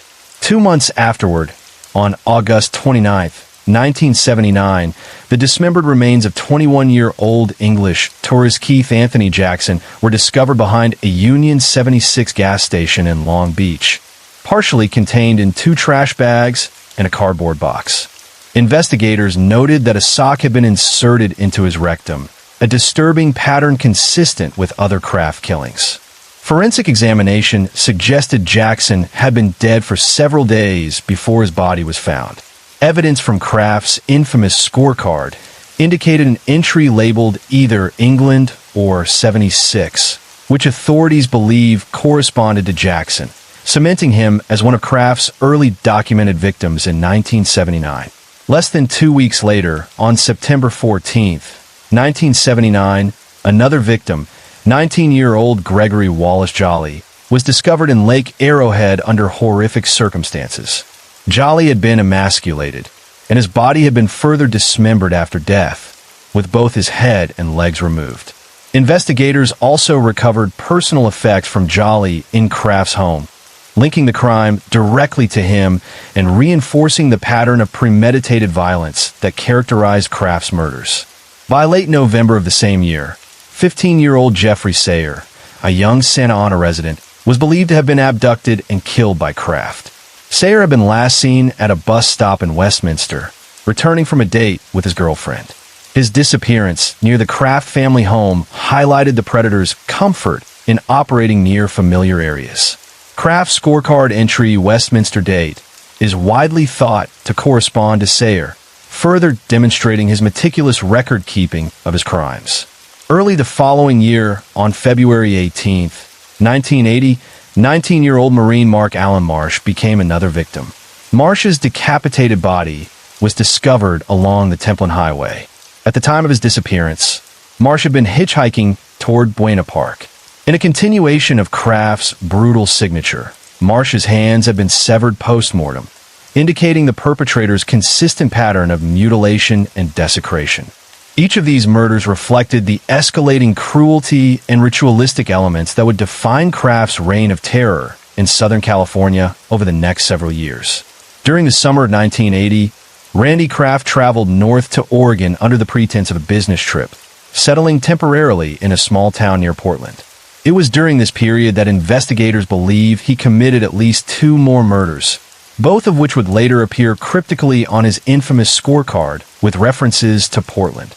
The first victim, 17-year-old Michael Sean O'Fallon from Denver, met Kraft on July 17th while hitchhiking alone on a cross-country journey prior to beginning college. O'Fallon had ingested alcohol and Valium before being killed. Kraft restrained the youth in a hogtie position and left his nude body 10 miles south of Salem, Oregon.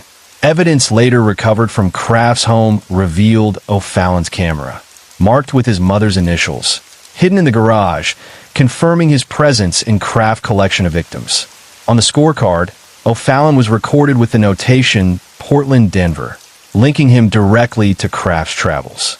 The very next day, Kraft is believed to have murdered 30-year-old Vietnam veteran Larry Eugene Parks.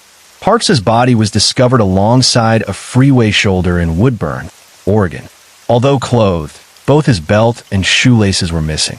Toxicological analysis suggested he had consumed a lethal combination of Valium and Tylenol prior to being strangled with a ligature.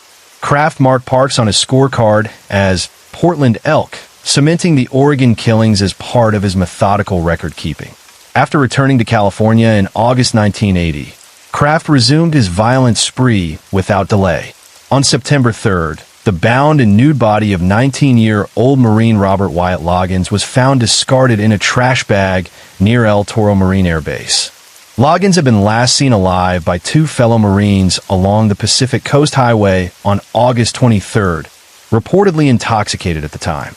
Subsequent searches of Kraft's possessions uncovered 9 photographs and their negatives depicting Loggins posed in explicit, nude positions inside Kraft's living room. Intriguingly, in each image, Loggins' eyes were closed, leaving investigators uncertain whether he had been alive when the photographs were taken. These killings demonstrated Kraft's increasing boldness and the ritualized, premeditated nature of his crimes, with each murder meticulously cataloged on his personal scorecard. On April 10, 1981, the lifeless body of 17-year-old Michael Cluck was discovered along the side of the Interstate 5 near Goshen, Oregon.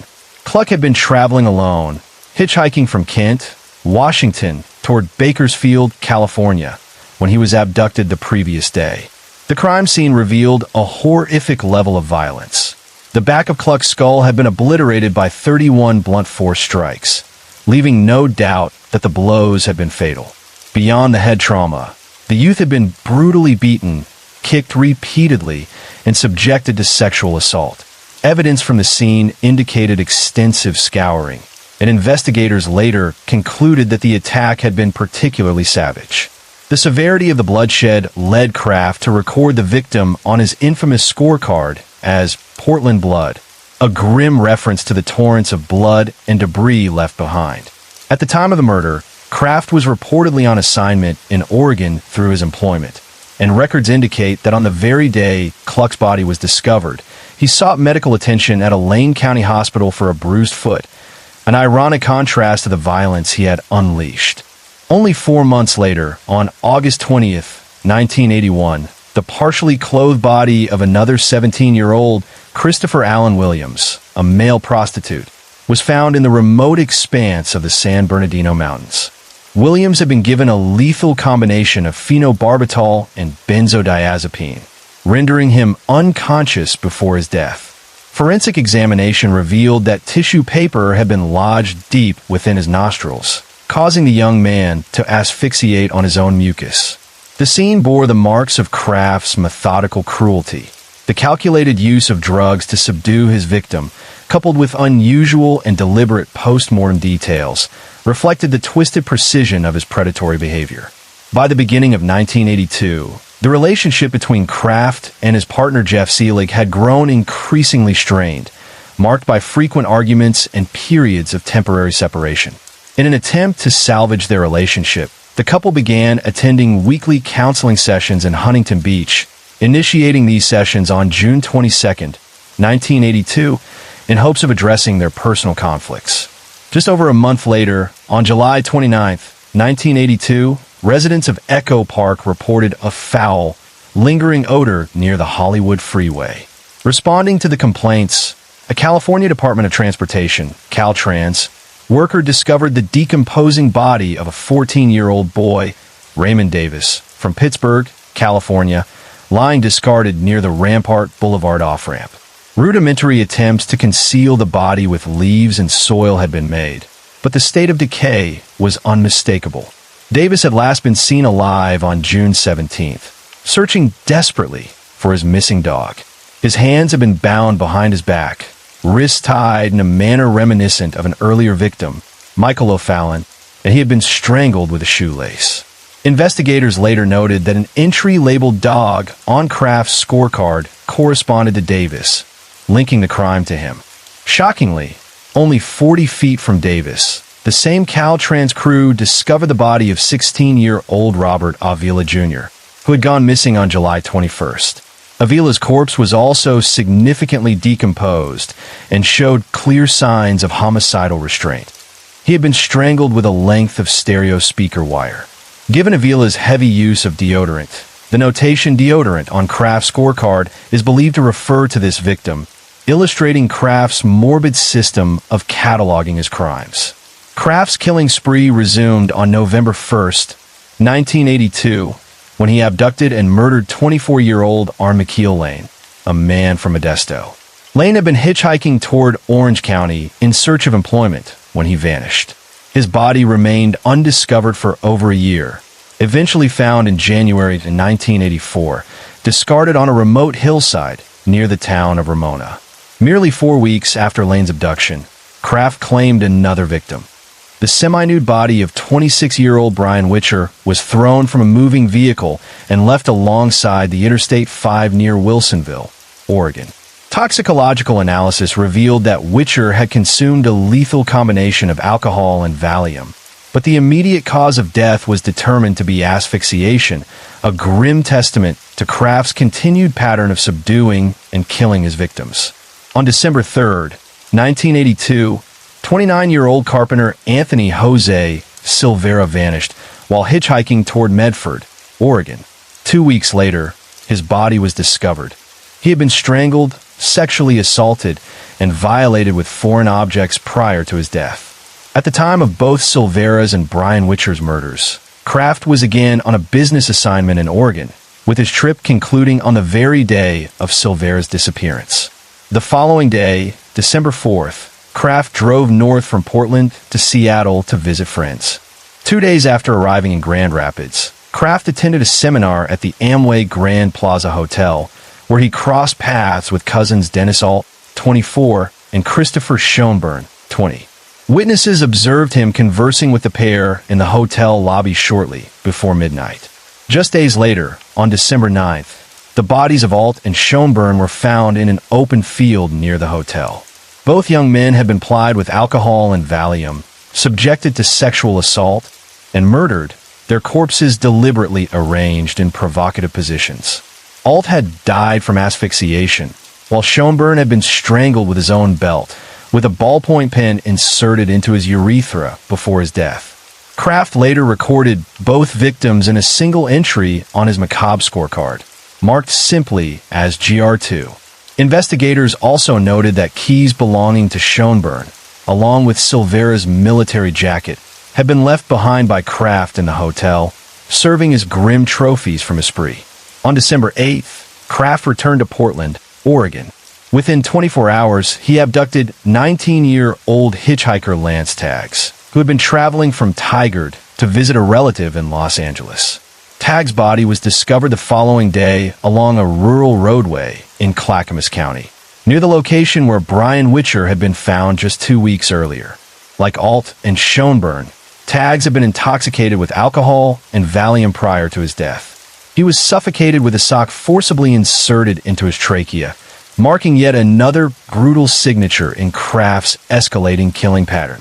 Investigators took careful note of the intervals between the murders in Oregon, observing that each victim, young males whose bodies were found near bus stops, highways, or other points of transit, had consumed alcohol and/or pharmaceuticals prior to death. This pattern led them to theorize that the perpetrator did not reside in Oregon, but traveled there periodically, likely on business, to commit his crimes.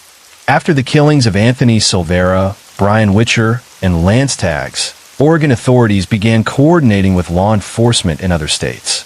They shared the specifics of the murders, including the deliberate sexual assault, the use of drugs and alcohol to incapacitate victims, and the staging of bodies in provocative or mutilated positions. Investigators asked police departments nationwide to review their files for any unsolved cases involving young men that exhibited similar characteristics. The response from Southern California was immediate and telling. Officials recognized the striking similarity between the Oregon victims and the series of murders of young males discovered across California counties over the previous decade. The investigative teams concluded that the 6 murders in Oregon were not isolated incidents. They were connected to the same perpetrator responsible for the killings in California. This breakthrough effectively linked Randy Kraft's cross-state crimes, establishing him as a serial killer operating across multiple jurisdictions and providing investigators with a clearer picture of the scope and method of his offenses. Randy Kraft remained inactive in terms of known murders until January 27, 1983, when he abducted 21-year-old Eric Herbert Church, a hitchhiker traveling from Orange County to Sacramento. Church had last been seen alive the day before, and his body was later discovered discarded along the I-605 freeway. The autopsy revealed that Church had ingested high levels of both alcohol and Valium prior to his death. Evidence of sexual assault was present, and rope marks on his wrists indicated he had struggled against his restraints. Ultimately, Church died from a combination of ligature strangulation and repeated blunt force trauma to the side of his skull, suggesting a violent struggle before his death. Just 2 weeks later, on February 12th, Kraft struck again, claiming 2 more victims in Buena Park. The first, 18-year-old Jeffrey Allen Nelson, and the second, 20-year-old Roger James DeVole Jr., had been last seen shortly after midnight outside the home of a friend, Bryce Wilson, as they went out intending to purchase something to eat. Nelson's body was discovered only hours later, nude and discarded alongside an off-ramp near the Garden Grove Freeway. He had been emasculated, strangled, and thrown from a moving vehicle, indicating the extreme brutality of Kraft's methods. DeVole's body was found the following day, discarded down a mountainside near Mount Baldy in San Bernardino County. Like Nelson, he had been bound and sodomized, and his death was caused by strangulation with a cord. Toxicology reports confirmed that both victims had consumed alcohol and propranolol prior to their murders. Investigators also noted that the stomachs of both men contained potato skins and grapes, evidence that they had eaten shortly before being killed. These murders demonstrated the consistency of Kraft's modus operandi, drugging his victims, sexually assaulting them, and disposing of their bodies in isolated areas, while highlighting the meticulous record-keeping and sadistic planning that marked his crimes.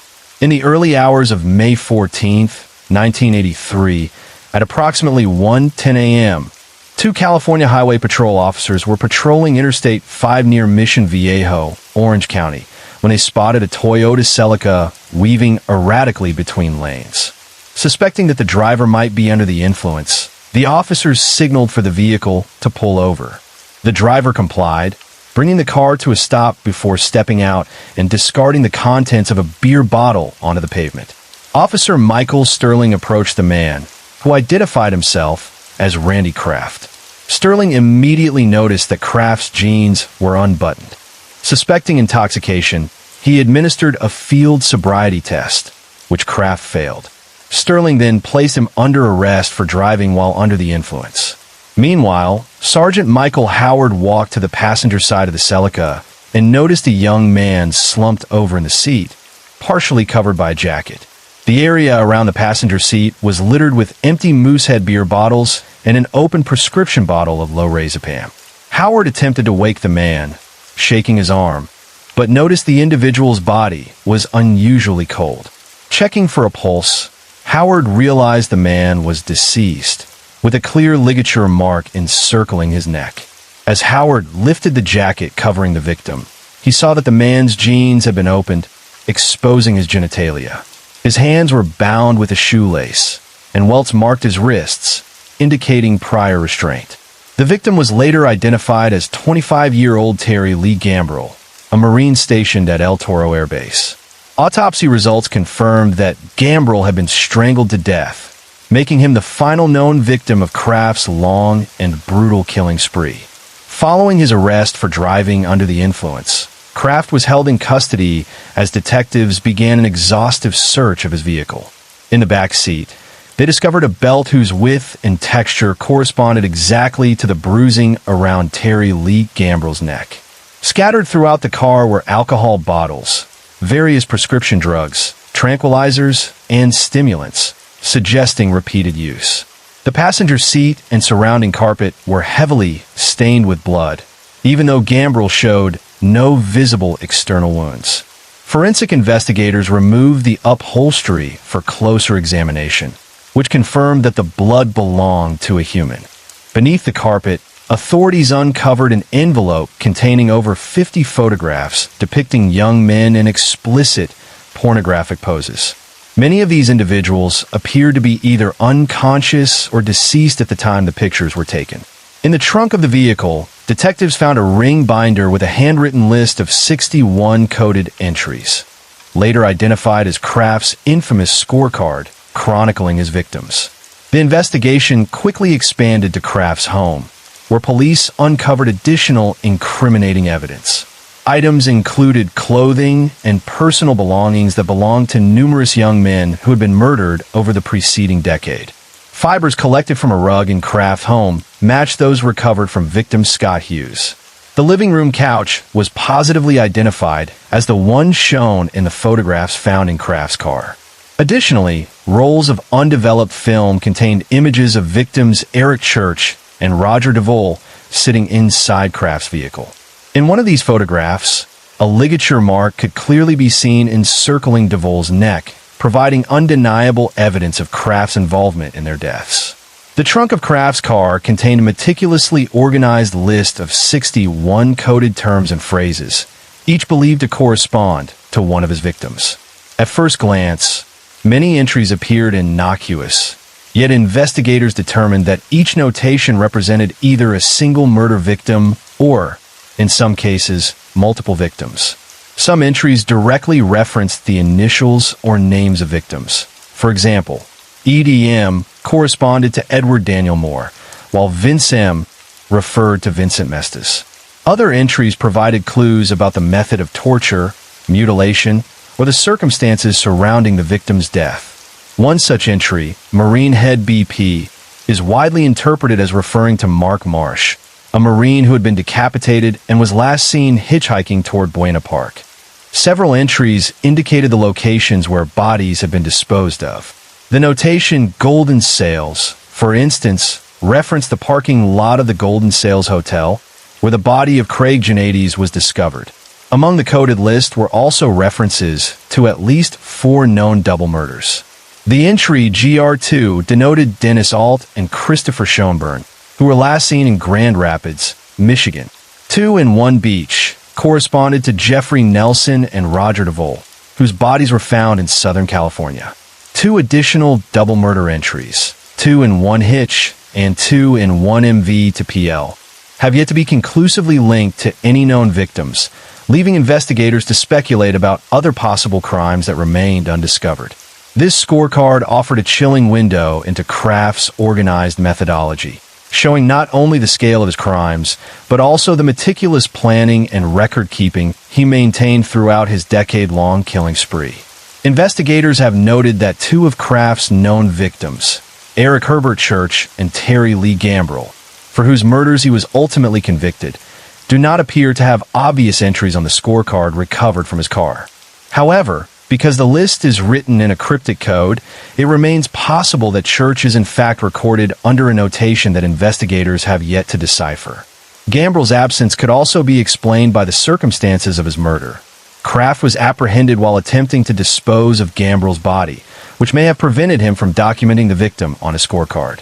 Taking these factors into account, authorities believe that the coded list represents at least 65 victims and may include as many as 67, reflecting the full extent of Kraft's decade-long killing spree. The scorecard, therefore, not only served as a personal ledger for Kraft, but also provides investigators with crucial insight into the magnitude and organization of his crimes. The prosecution countered Kraft's defense by emphasizing the meticulous and organized nature of his crimes, presenting the jury with a comprehensive reconstruction of his murders. This included timelines, maps, and photographic evidence linking Kraft to each victim. Investigators highlighted his consistent use of alcohol and drugs to incapacitate victims, the specific methods of torture and sexual assault he employed, and the repeated pattern of body disposal along freeways or isolated locations. Expert witnesses testified on behavioral profiling, explaining how Kraft's actions reflected a single, highly methodical offender with a signature pattern of sadistic behavior. Throughout the trial, the jury was shown the infamous scorecard found in Kraft's car trunk, with cryptic entries corresponding to individual murders and double homicides. The prosecution painstakingly decoded the entries, linking each to known victims. They also demonstrated how the physical evidence recovered from Kraft's home, vehicle, and belongings corresponded precisely with the crimes, including fibers, personal items, and photographs of deceased or drugged men, providing irrefutable connections to the murders. Kraft himself took the stand in his own defense, maintaining his innocence and attempting to explain away inconsistencies in his testimony as memory lapses or coincidences. He denied intentionally harming anyone and claimed any interactions with the victims had been consensual. However, under cross-examination, he struggled to explain the incriminating evidence in his vehicle, his personal possession of victims' belongings, and the detailed records in the scorecard.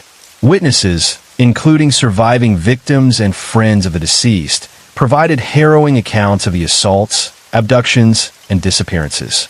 By late in the trial, after nearly a year of testimony, closing arguments were presented.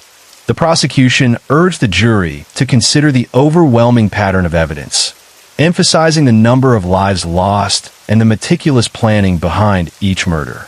The defense reiterated their argument that the victims had been harmed, but not by Kraft, and that the case relied heavily on circumstantial connections rather than direct proof. In early the following year, the jury reached a verdict.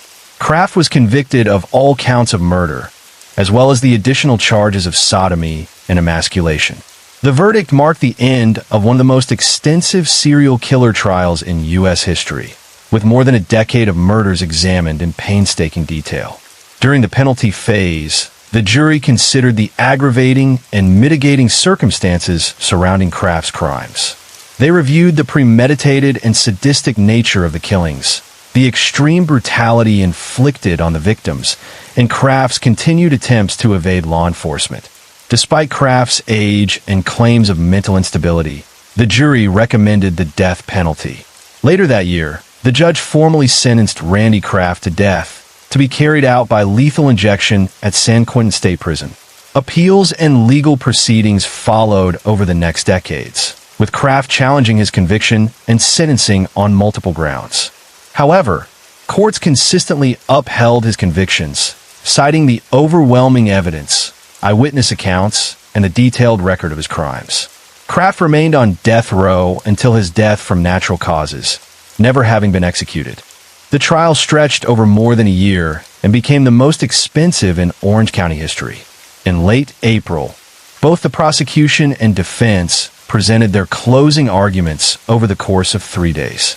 The prosecution meticulously reviewed the physical and circumstantial evidence linking Kraft to the murders, while the defense questioned the connections, arguing that the prosecution had overstated the case and glossed over key details. Following these closing statements, the jury was sequestered to prevent media influence and began their deliberations, which lasted nearly 2 weeks. Ultimately, Kraft was found guilty on all counts, including multiple murders, sodomy, and emasculation.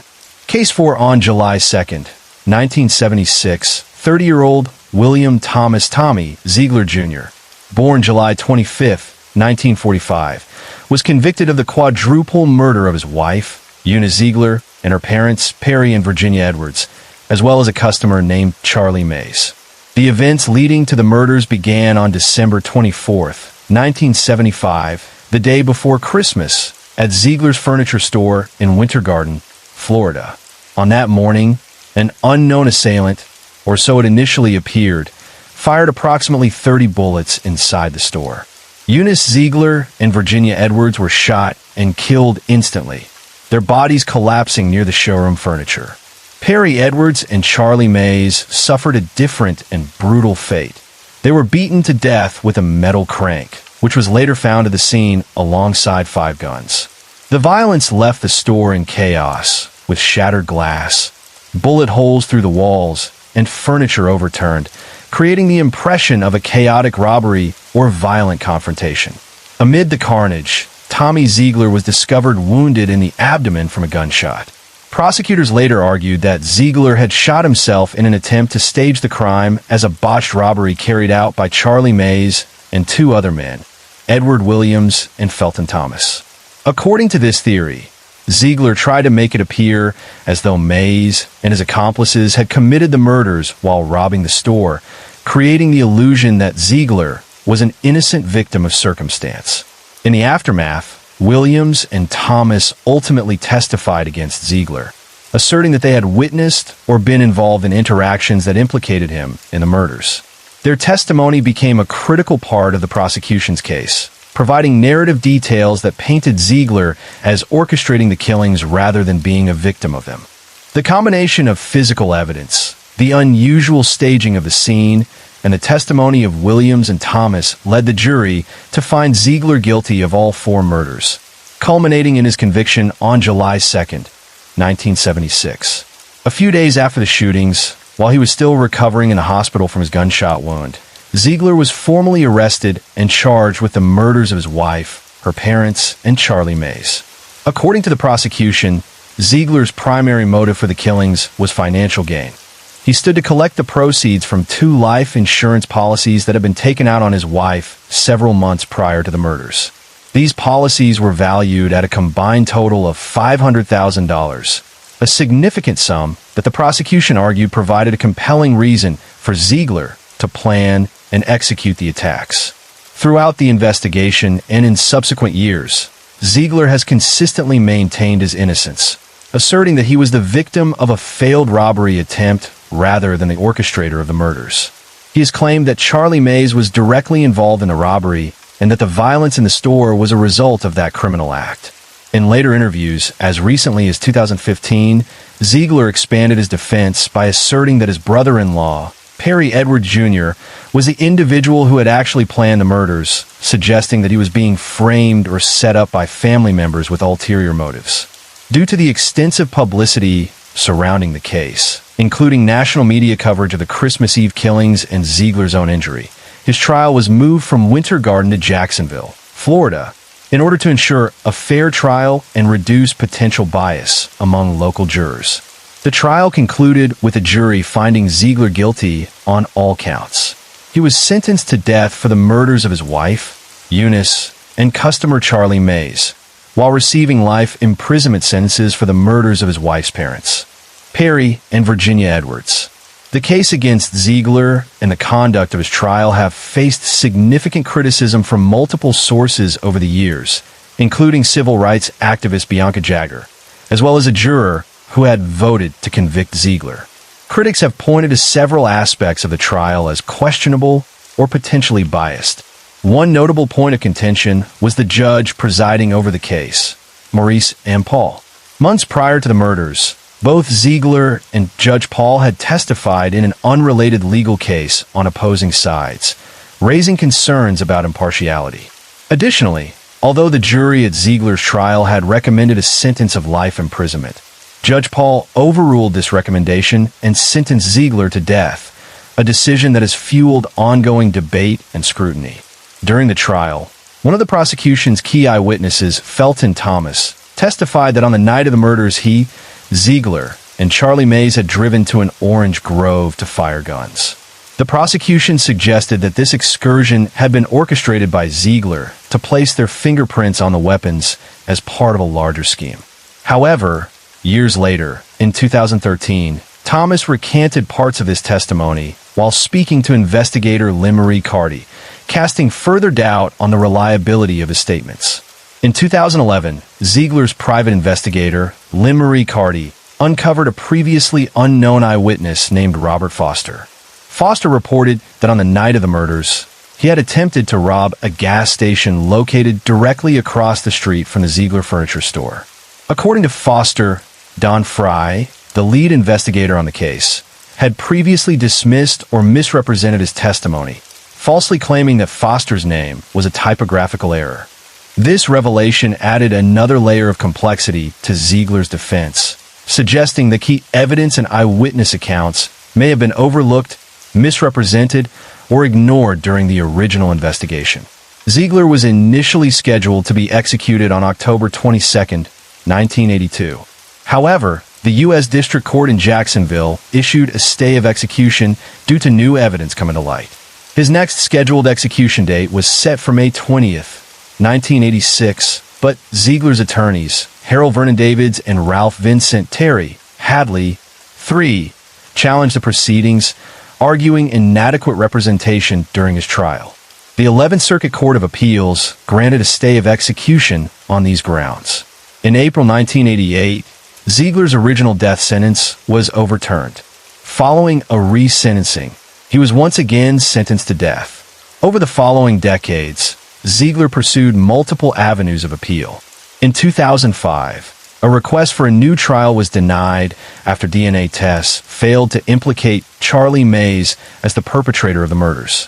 Further requests for advanced DNA testing, including bloodstain analysis, were denied in both 2013 and 2016, and in April 2017, a request for touch DNA analysis was also denied.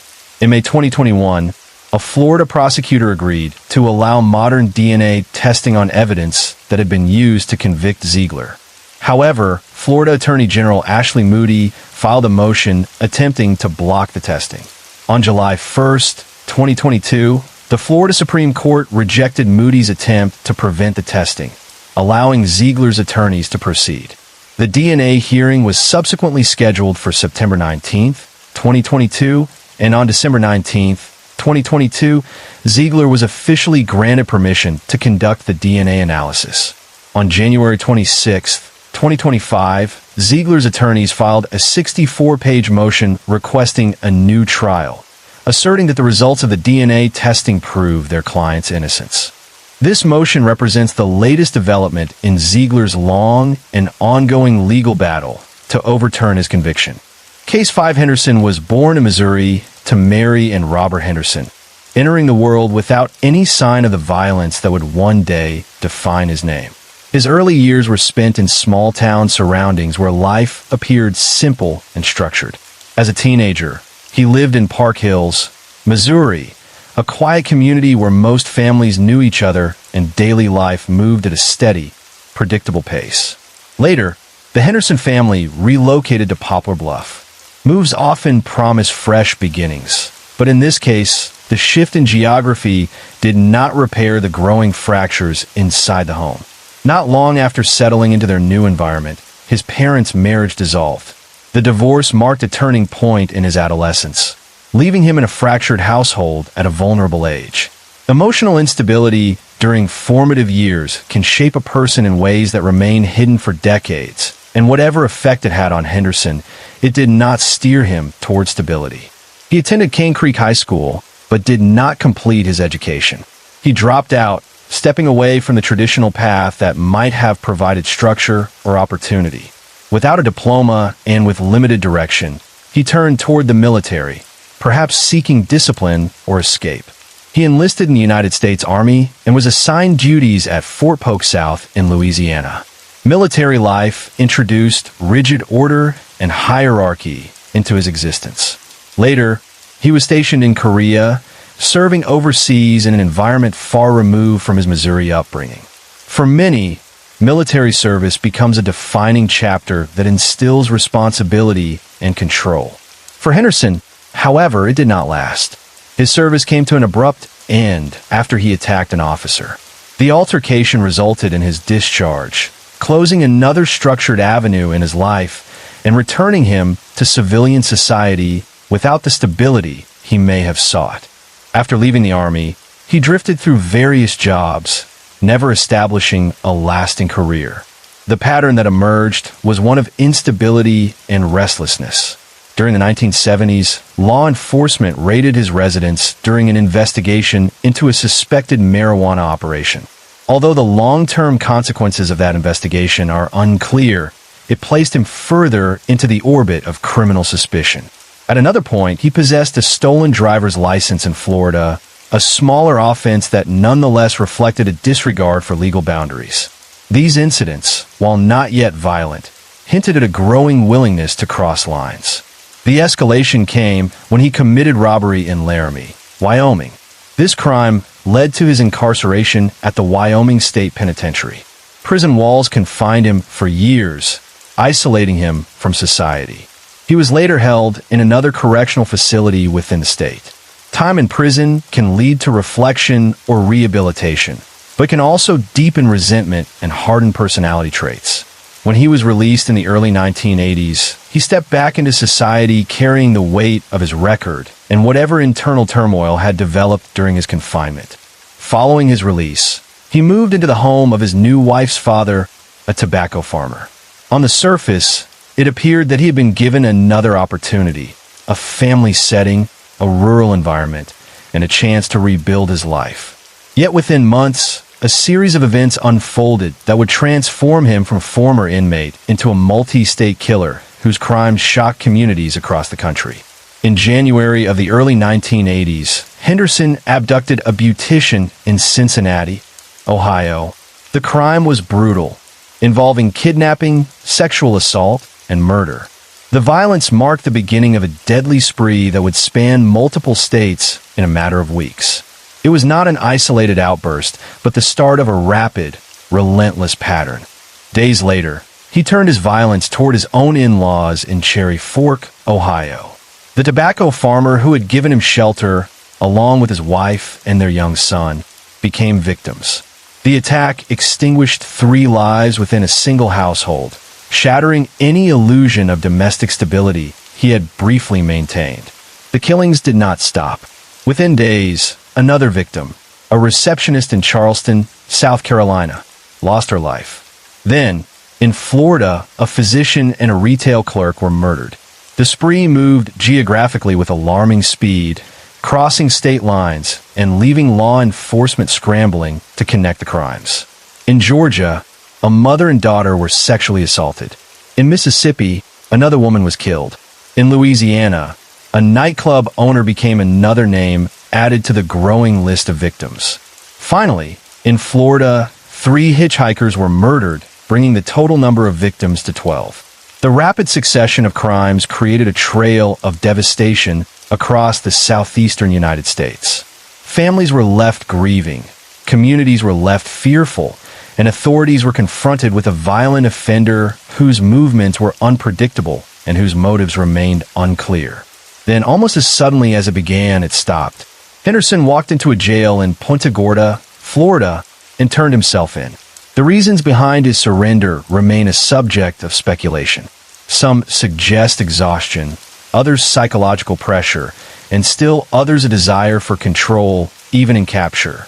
Whatever the motive, his decision ended the immediate threat but began a new phase, the judicial process.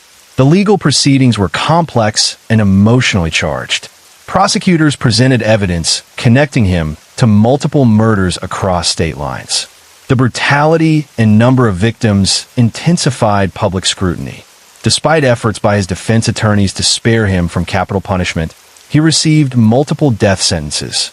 Appeals followed, including a request to the highest court in the United States, but the attempt to secure a new trial was denied. The judicial system moved forward, and the sentence remained intact. Years later, at Florida State Prison, Henderson faced execution by electric chair.